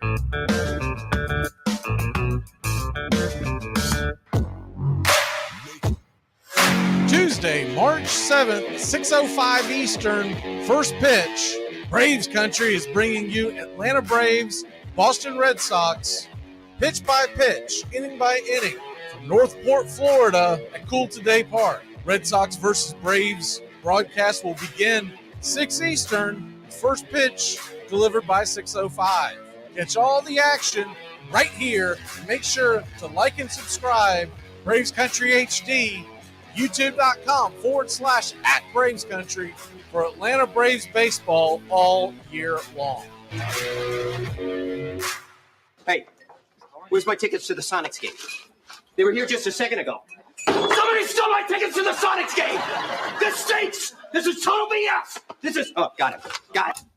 Okay, where's the French fries? I ordered French fries. This stinks! This is total BS! That Abram boy is gonna... Oh, here they are.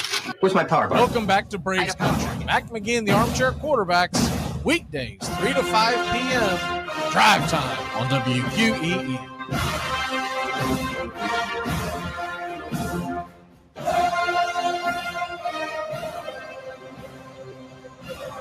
Welcome back.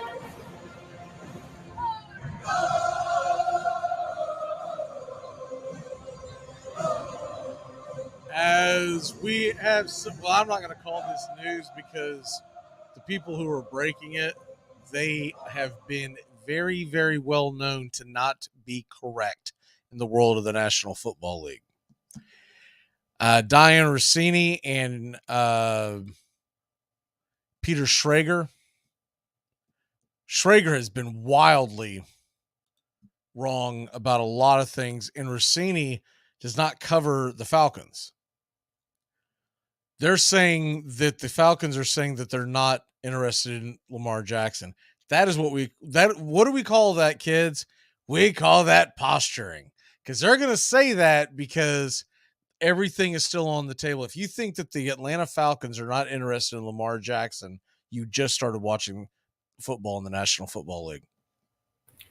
They should be. I just don't get why they would say it for no reason, but the Falcons should be. Teams do this all the time. 2.5, 3 weeks ago, the New York Post had I think it was the New York Post, had a story saying the Jets didn't care about Aaron Rodgers. That the Jets were not focusing on Aaron Rodgers, that they were focusing on Derek Carr. Oh, that could have been true because Derek Carr signed last that week. Was a lie. Oh, that doesn't mean that was a lie. Derek Carr got signed. That was a lie. That's not. You can't say that was a lie. Yeah. Carr pivoted to the Saints, as it has come out, because the Jets no longer showed enough interest in him. They told him flat out they were waiting until they talked to Rodgers, and that kind of got in his feels. And so, wait a minute. I think what he really did is says, wait a minute, I'm Derek Carr. What am I doing going to the AFC? I need to go hang out here in the NFC and win the South. Of course, that could all backfire if Lamar Jackson comes heading to the Falcons. But right now, or Tampa Bay for that matter. Who? Lamar. Oh no, that's not even remote. Oh, I mean, if you're going to mention Atlanta, it could easily happen with Tampa. The money. Do you realize that the Bucks are like, what is it, like 50? Oh yeah, they would have to make a lot of. They would have to make a lot of moves, but you would do it for Lamar Jackson. Have to make a lot of moves. They would have to reinvent their entire roster. Because when Tom Brady went to Tampa Bay, there was nobody who sniffed that one until a couple of days before it happened. I'm just putting it out there. Anything's possible. Do I think it's Tampa Bay? No. But do I think it's Atlanta? Tom Brady went to Tampa Bay. There were a lot of rumors coming out that he was either going to stay in New England or head to Tampa. There was that one rumor, well, actually two, one talking about Vegas and one talking about Nashville, but that really got rolling. So, but I'm not saying it's definite, But what I'm saying is that it's not dead just because Pete Schrags says that it's dead, because he has been wildly wrong on a lot of things when it comes to the National Football League. Oh, I agree. He definitely has. It's just interesting that it was even put out there by no other team they put out there. I'm just curious. Well, think about it. If you don't end up landing him and you have to go forward with Ritter, what have you done? You've kind of killed the kid's confidence. So, of course, they're going to say that. They say this stuff all the time in the NFL offseason. We're not interested. If Lamar Jackson goes to a team like Tampa, Tampa has to tear down their entire offense, because if you think Mike Evans wants to play with Lamar Jackson, no way. No way. I don't think Tampa Bay is going to be the place. I think Atlanta makes a lot more sense. I'm just saying any team that doesn't have a good quarterback right now should be thinking about Lamar Jackson if they don't have a quarterback. It would be crazy not to. Yes and no. The teams that, for instance, the Jets, it's not a landing spot for them. Why is that? Because you have to reinvent your entire offense when you get Lamar Jackson. So a guy like, you think Garrett Wilson was mad this year when he wasn't getting the ball enough because of Zach Wilson and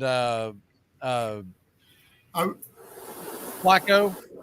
I'd be telling Garrett Wilson, here's the door, if they got Lamar and he started complaining at the same time. He would gladly take it, just like Hollywood Brown said, get me out of here. Yeah, and he was. If you have a wide receiver with the capabilities of a Garrett Wilson, you can't bring in someone like a Lamar Jackson, because you're going to be asked to run block off the jump. And that's going to be the issue. In a fantasy football situation, yeah, sure, you can bring it in. But Lamar Jackson only fits a few ideal spots. The Jets really don't got. I mean, their identity kind of is just nothing right now offensively. That quarterback situation. They've got a really good receiving core. Really good receiving core. They've got a good young defense, and assuming Breece Hall comes back, they're going to have a running game as well. So they're pretty much just missing a quarterback. Yeah, I mean, I know we're all not Lamar fans, but he still did win MVP at the end of the day. But I get what you're saying, to fit in the offensive scheme. I just feel like it's crazy for a team to shut him down because he runs. I just feel like all teams should be open to it that need one. Think about this. Lamar Jackson's never had a Pro Bowl wide receiver. That's very true. So a guy like Mike Evans, a guy like Chris Godwin, they're going to say, check, please, get me out of here. I think it's more likely, if they were going to go that route with the big free agent, which they just don't have the capabilities, they're well over the salary cap. But if they were going to do that, Derek Carr would have made a lot more sense. A lot more sense. And if that was an option, Derek Carr would have been a fool not to go to Tampa over New Orleans. Oh, and look at it this way. I mean, Atlanta Falcons, like you said, it is the perfect recipe for them to get Lamar. Why? For a couple of reasons. Their offense is already kind of set up for that. They had Mariota, they had Ritter last year. As you mentioned, some of the offensive players, but they don't have a lot of, building blocks. They have some pieces there. And that NFC South stinks. So if you go from the AFC, where the Ravens wouldn't want you to be, over to there, I think the Falcons make the most sense. I'm just saying, I think it's crazy if any team didn't try to push at least a phone call about it. I think it turns into posturing. A lot of it can also be, especially from doing this for so long, you start realizing some of these rumors that come out, because then all of a sudden they're backtracking. Guys like John Heyman are wrong, and he's one of the most well-respected reporters in Major League Baseball, right? Correct. But people who are just working for ESPN and the NFL and whatnot, and they're not following the team. They're not. If it came out of the mouth of an actual executive for the Falcons, okay, then I would actually believe it. But for this just to be rumors and whatnot, I'm just saying it's not an absolute done deal. But one thing I know, we may not know this, but I know, Lamar Jackson's not going to be a Baltimore Raven. He has spit the bit on that. He has. I 100% align.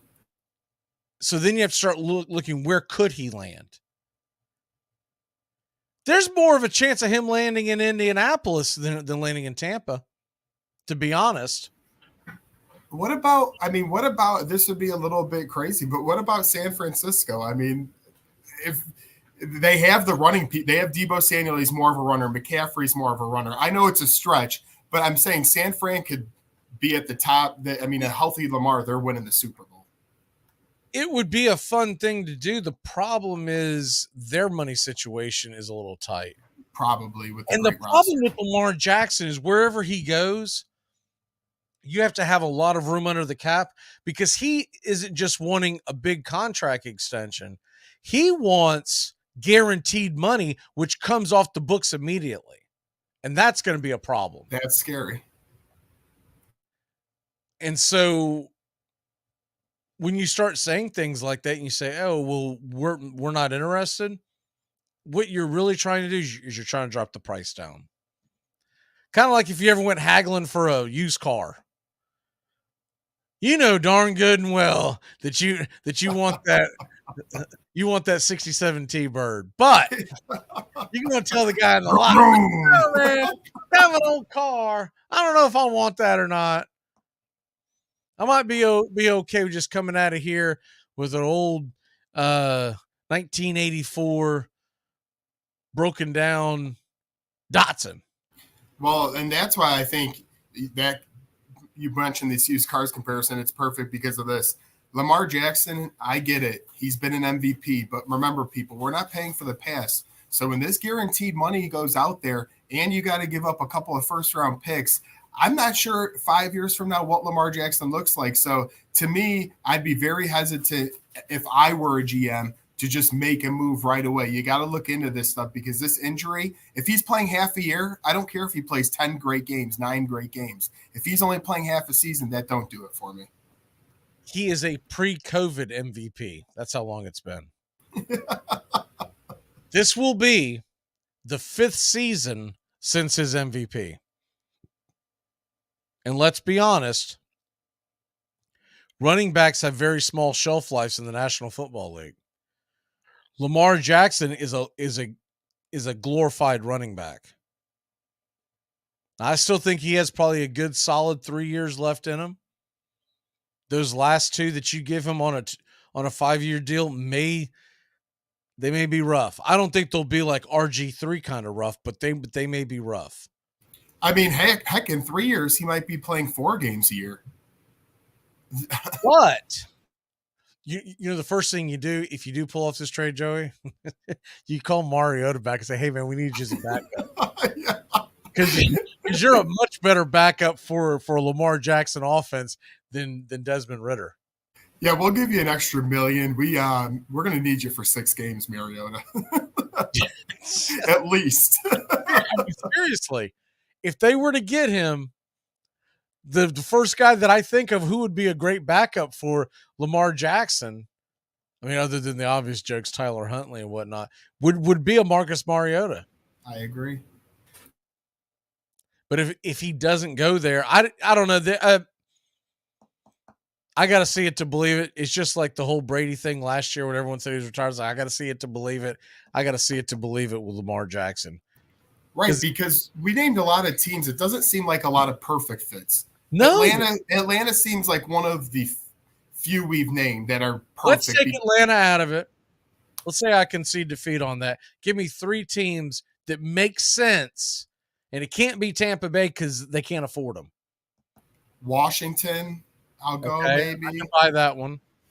I mean, I hate to say I don't think it does personally, but Indianapolis is a second maybe. And I don't know, Detroit wouldn't give up on golf. No, it's hard to name these teams. I'm just going through my head quickly here. If I had to name a third, I mean, San Francisco would be fun, but once again, I don't think they could fit him in the cap because you just gave a big contract to CMC and Debo and whatnot. Oh, and they still got to sign Bosa. Because he's getting a huge extension. So I kind of, it would be fun, like from a fantasy football standpoint and a let's turn on Madden play standpoint. I would love to see Lamar Jackson in a 49ers uni, right? Running up and down the field. Right. No, I guess he wouldn't even have to be accurate because exactly. No, he could just go get it. Crap, they could do an Army type offense, the wing T or whatever, and do all that fun. But maybe Carolina, I guess, if I had to put a third, just because it's a clear open spot and Frank Reich likes QBs. But I don't think that. I'm just throwing out things at this point. I feel like Reich is more likely to draft a young quarterback and do it the right way, you know? I think they're the team that actually trades up to number one. I think they'll be the team that trades up to that. Outside of that, it's tough. I mean, okay, here's one. Now, I'm not positive about their money. I feel like that they're tight on money, but let's say they're not. Here's one. What if the Raiders could get a hold of them? That division, oh my goodness. That would be fun. The team that actually makes the most sense to get them, because they've got all the other pieces, and they've kind of got the offense that would work with him, is Denver, but they've already spit the bit and thrown their entire life into Russell Wilson. And ain't nobody making a trade for Wilson, so you're not getting a 3-team trade or Russell for would Denver and Baltimore trade headaches? I tell you where would have made a lot of sense before yesterday was Seattle. I think they gave Geno Smith too much money. I personally think that would have been I know it's not a long contract for Geno, but good for Geno on the money he got, but I think that was too rich. I like Geno. But he had one good year. He is not worth that contract. What is he, 32, 33 years old, and they just gave him a 3-year deal, 105, I think 55, 60 guaranteed? Yeah, and like you said, at that age, he had one good season at the age he's at, and you gave him all. I know it was with Seattle, but still, it was more of the first half too. Yeah, exactly. That's the other thing. All the breakdowns that I saw of it after he was signed, they were all talking about the entire season and how great of a season he had, and no one brought up the fact that he was an absolute dud on the back end of the season. Exactly, the whole team. He was like, sheesh. They found a way into the playoffs, but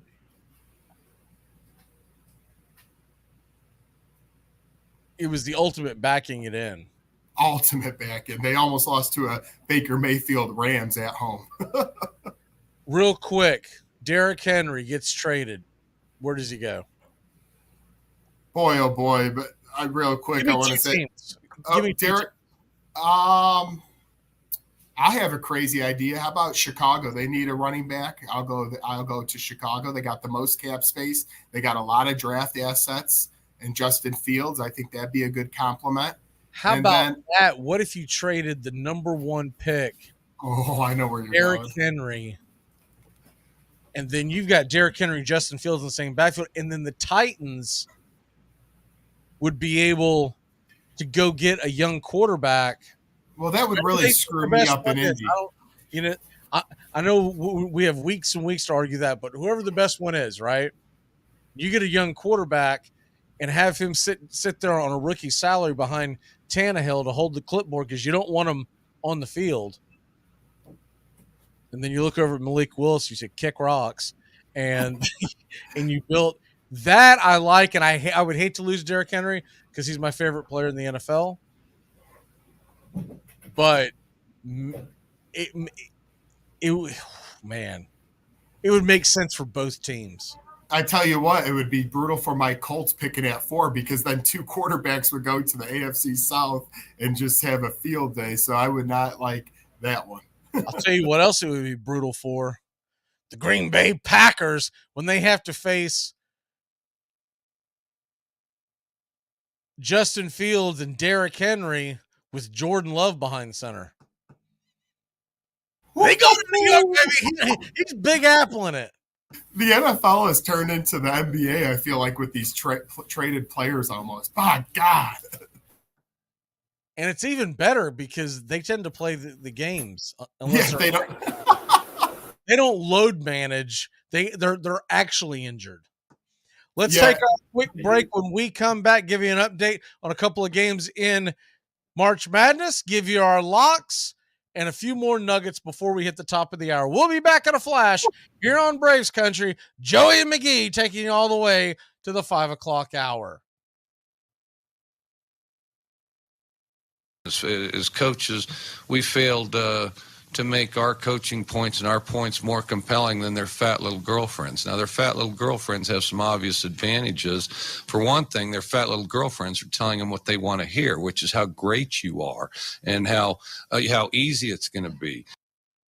Hey, sports fans, it's Rod Peterson here, host of The Rod Peterson Show, inviting you to join us daily for 2 hours of Atlanta's funnest sports talk right here on WQEE. I say fun because it is. You've never heard a show like it because we make the listeners a part of the show every day between noon and 2 p.m. Eastern. You'll hear plenty of the best sports talk, including the latest on the Falcons, the Braves, and more. And who knows, you might even hear you. That's The Rod Peterson Show, daily at noon, right here on WQEE 99.1 FM. Hey, Braves Country. Braves Country HD is bringing you Braves Country Baseball. Braves Country comes to you every Tuesday night and Friday night and 2 bonus games every week. Hi, I'm Mac McGee, and we'll be bringing you play-by-play, pitch-by-pitch of your Atlanta Braves. It's free to listen. Please like and subscribe. YouTube.com/@Braves Country. Braves Country Baseball for the fans, by the fans. It's the best in sports and entertainment, and get locked in and locked down with Rhino Radio Penitentiary, 7 a.m. to 10 a.m. with your host, me, Ryan O'Neal, each and every morning, right here with the best in sports and entertainment, all the way from professional sports to college sports to River Dragons hockey and everything in between, including some of the very best local and national guests. It's the Rhino Radio Penitentiary, 7 a.m. to 10 a.m. Monday through Fridays, right here on 99.1 FM WQEE. Don't you understand? This pool is our bootstraps, and it's lifting us up into the middle class, dude. Well, just accept the fact that you're white trash, all right? Take a look at yourself. You can't do backflips. You don't know karate. You're white trash. Are you listening?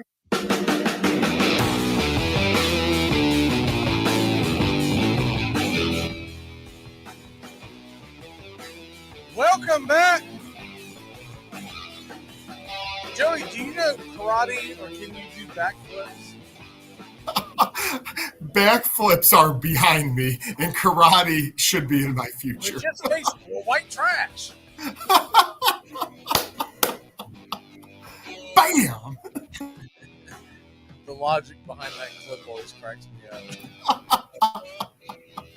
Rangers lead the Cubs 6-5, bottom of 5 out in Arizona on the March Madness scoreboard, which I think is the one that people actually care about right now. I know the spring training scores don't really matter. Abilene Christian trails California Baptist by 9. There's 4 minutes left. And LaSalle, Rhode Island just got going. LaSalle leads at 10-9. Boston College leads Louisville 5-4. What is your lock of the day, sir?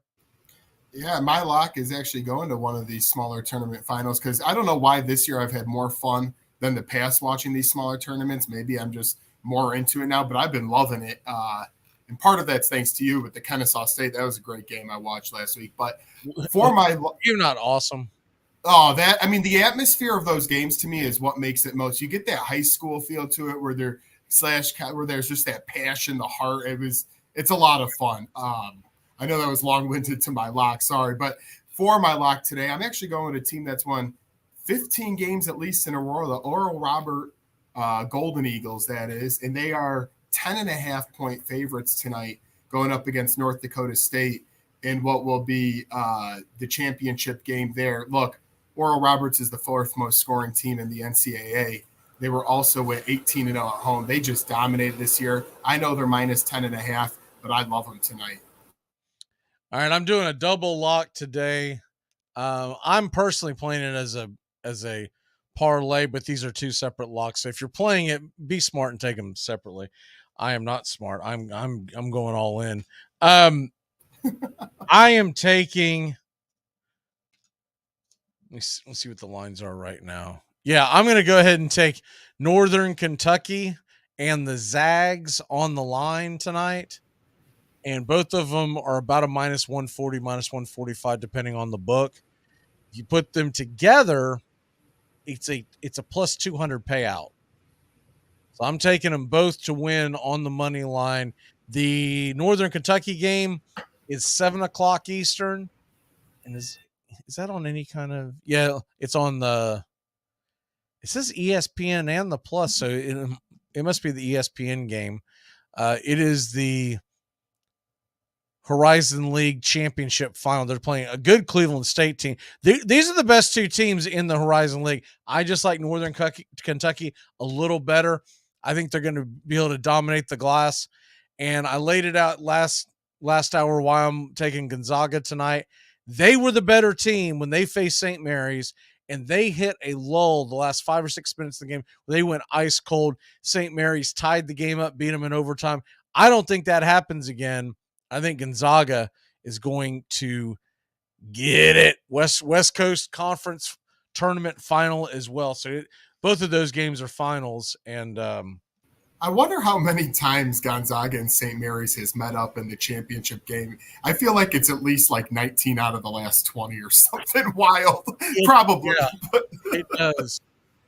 The interesting thing about this, so the over-under is 139.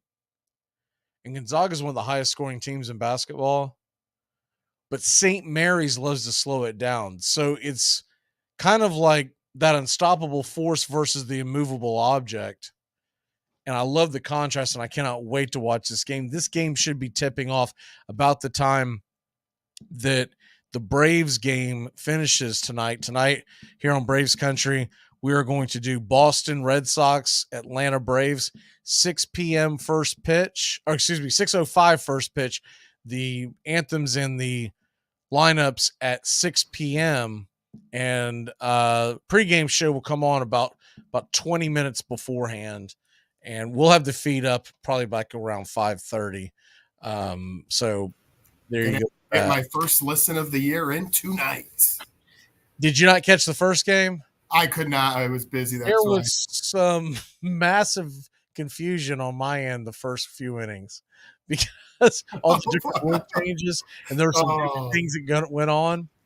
And getting used to it, How was the pace? How was the pace? I'm so glad that I do these spring training games, right? Because even last year, I felt like I needed the to get my rust off, right? Right. A little practice never hurts nobody. When you get in there doing a game and you're used to the methodical way of a Major League Baseball game, and they've got that pitch clock, I was not ready. And I had all these notes, and I remember about, I don't know, Joey, around the third or fourth inning, I was sitting there with all these notes, and I just went, there's just no, I got nothing. I just tossed them. I just got to hold on for dear life.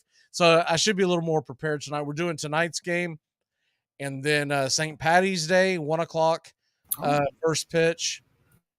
So that's a week from Friday. And then that following Thursday. So we're doing one a week leading up to opening day. That following Thursday is the METS. And then, of course, opening day right here on the Key, we'll have Braves versus Nationals. 1:00 is it's either 1:05 or 1:10 is the first pitch. But anyways, 1 p.m. Eastern, Braves Nationals to get opening day rolling.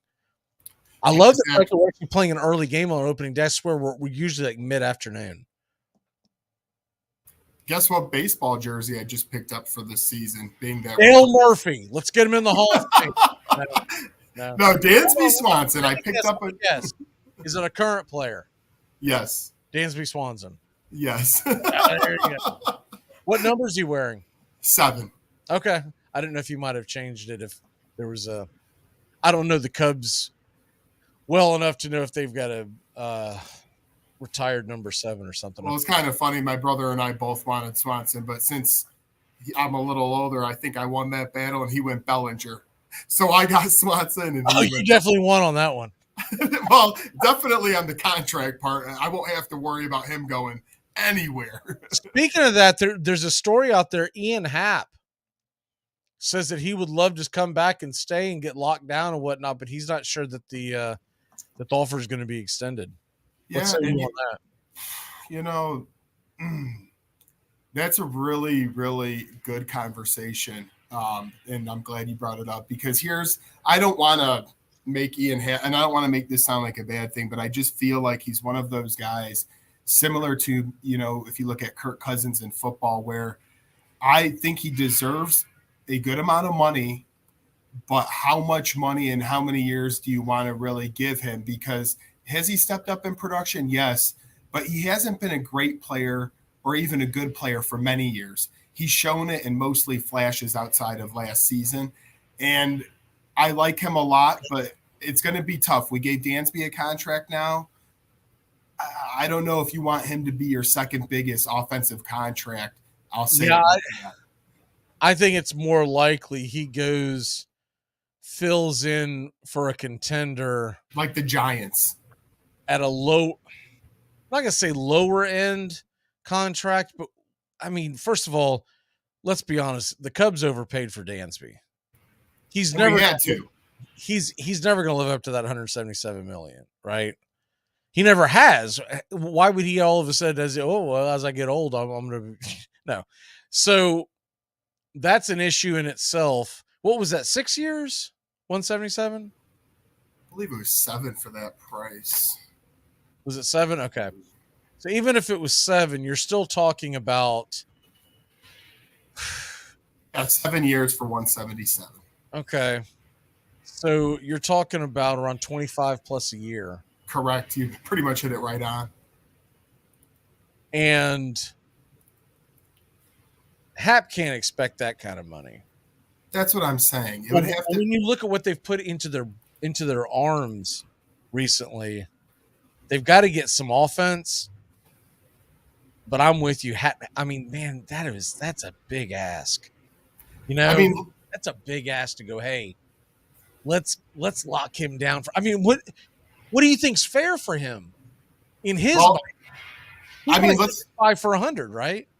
Yeah, and exactly. No more than 5 years. I would even try to put it to like 4. But he's been in the league 6 seasons, has never hit 80 RBIs. He's been in the league 6 seasons. He's never hit a 275 average. He has improved, but I'm not giving him anywhere close to Dansby money. I'm more of that 4 or 5 year range for something around 100 in that ballpark. I can't go beyond that.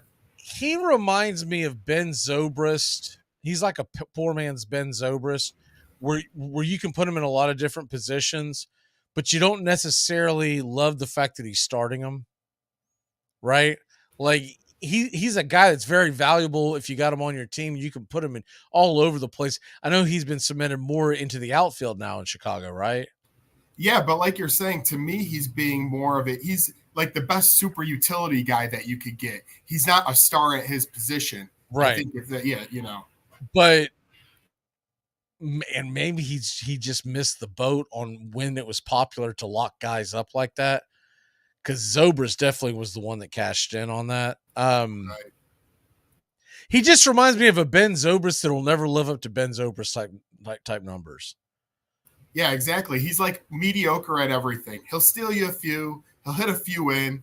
He'll hit a few out of the park. But hasn't he had a injury bug as well? Yes, he has had an injury bug. In fact, in 2019, I won't count the one COVID year because that was just naturally last games. But really, besides the last couple seasons he's been healthy, he was an injury-prone player before 2021. Yeah, that's a tough ask. It really is. It's like you said, he's probably gonna have to go somewhere where they've got some money to spend, and they missed out on that big free agent. Bingo. Maybe he'll come sign with the Falcons when Lamar Jackson goes off board. With Tom Brady and Lamar in Atlanta. I kind of hate that we're even talking about this because I know the next thing that's going to happen for the next 3.5 weeks, I'm going to be getting tagged into stuff about Ian Happ coming to the Braves. And I'm like, stop it. It's not going to happen. There was a goofy, I don't remember where I saw it, but there was a goofy article that Jeff Passan was quoted in either this morning or last night of a trade that never happened that almost happened. I wish I had the details right in front of me, but basically Aaron Judge would have been an Atlanta Brave But this is a much older Whoa. trade. This is when Andrelton Simmons was playing with the Braves. And Jason Hayward. I'm trying to think of the other players involved. But it would have been like Aaron Judge and Severino. And there was a third player that was pretty good. And the Braves were going to trade Hayward, Simmons, and I wish I could remember the other players. And basically, the point of the article of the guy writing it was the Yankees are glad they didn't make that trade. Braves fans were in there going, can you imagine if we had them right now? And my comment was, well, it wouldn't have mattered because at the end of the day, we're reading this article in 2023, and Aaron Judge would have been a Yankee anyways because we never would have given anybody $300+ million no matter what they did. Right. That ship is gone, baby. We can only have players that are so good because if they get into that astronomical sphere, they're landing in New York, Los Angeles, maybe Chicago, but Chicago doesn't tend. Chicago will spend, but they don't tend to like break the bank type of stuff. Correct. And I don't know what they do, but next year San Francisco is not going to take no for an answer. They're going to go hard after Ohtani. They're going to go hard after a couple other guys. What's your walk-off? We got a jam. Hey, don't forget about the smaller tournaments, people. We've been talking about them for weeks. We're in the midst of championships. Watch Gonzaga St. Mary's tonight. Enjoy the college hoops. Here's hoping all your teams cover and that you join us tonight, 6 p.m. Eastern. Braves Country Baseball coming your way. Braves Red Sox will have the call. And like I said, pregame show come on about 5:30 or so. And we're going to have it up and running around 5:30. For all the guys and gals behind Braves Country, I'm Mac McGee. Joey, we'll see you. What is today? Tuesday. We'll see you Thursday. Yes, and, sir. We'll be right in the heart of Big Ten, ACC, SEC. Yes. All those conference tournaments should be fun. Real quick update before we jam out. Boston College leads Louisville by 3, 10 minutes left in the first, and Cal Baptist is on top by 16 seconds left. They're just hitting free throws and salting it down. Oh, by the way, Celtics, next time you get a big lead, can you hold on to the thing? We got to go. Adios. Goodbye, sweetheart. Well, it's time to go. We're back tomorrow with another show. Well, unless we're fired, we'll talk to you then. Goodbye, sweetheart. Goodbye. Goodbye. Guys and gals, it's time to go. We'll see you on the next show. Same bat time, same bat channel. Thanks for listening to Braves Country with Mac McGee and the Armchair Quarterbacks on 99.1 FM WQEE, The Key in Noonan, Georgia, and simulcasting on youtube.com/@Braves Country. Braves Country comes your way weekdays, 3 p.m. Eastern to 5 p.m. Eastern. Please follow, like, and subscribe today. Armchair Quarterback Radio, your first choice for Southern sports. Something of the 5th of September. Something of the 5th of September. She said a lot that I can't remember. Something of the 5th. Can I get another cigarette, please? Can I get another cigarette, please? Yeah, I know I live to regret it. Just give me another cigarette, please.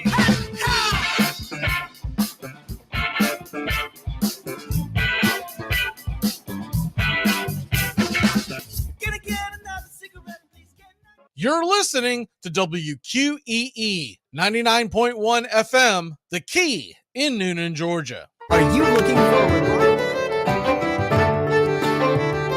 Friday, March 17th, St. Patty's Day with Braves Country. The Atlanta Braves are in Fort Myers, Florida to take on the Boston Red Sox. Braves Country HD with giving you play-by-play, pitch-by-pitch of your Atlanta Braves. That's Friday, March 17th, 1 p.m. Eastern, St. Patty's Day with Braves Country and your Atlanta Braves.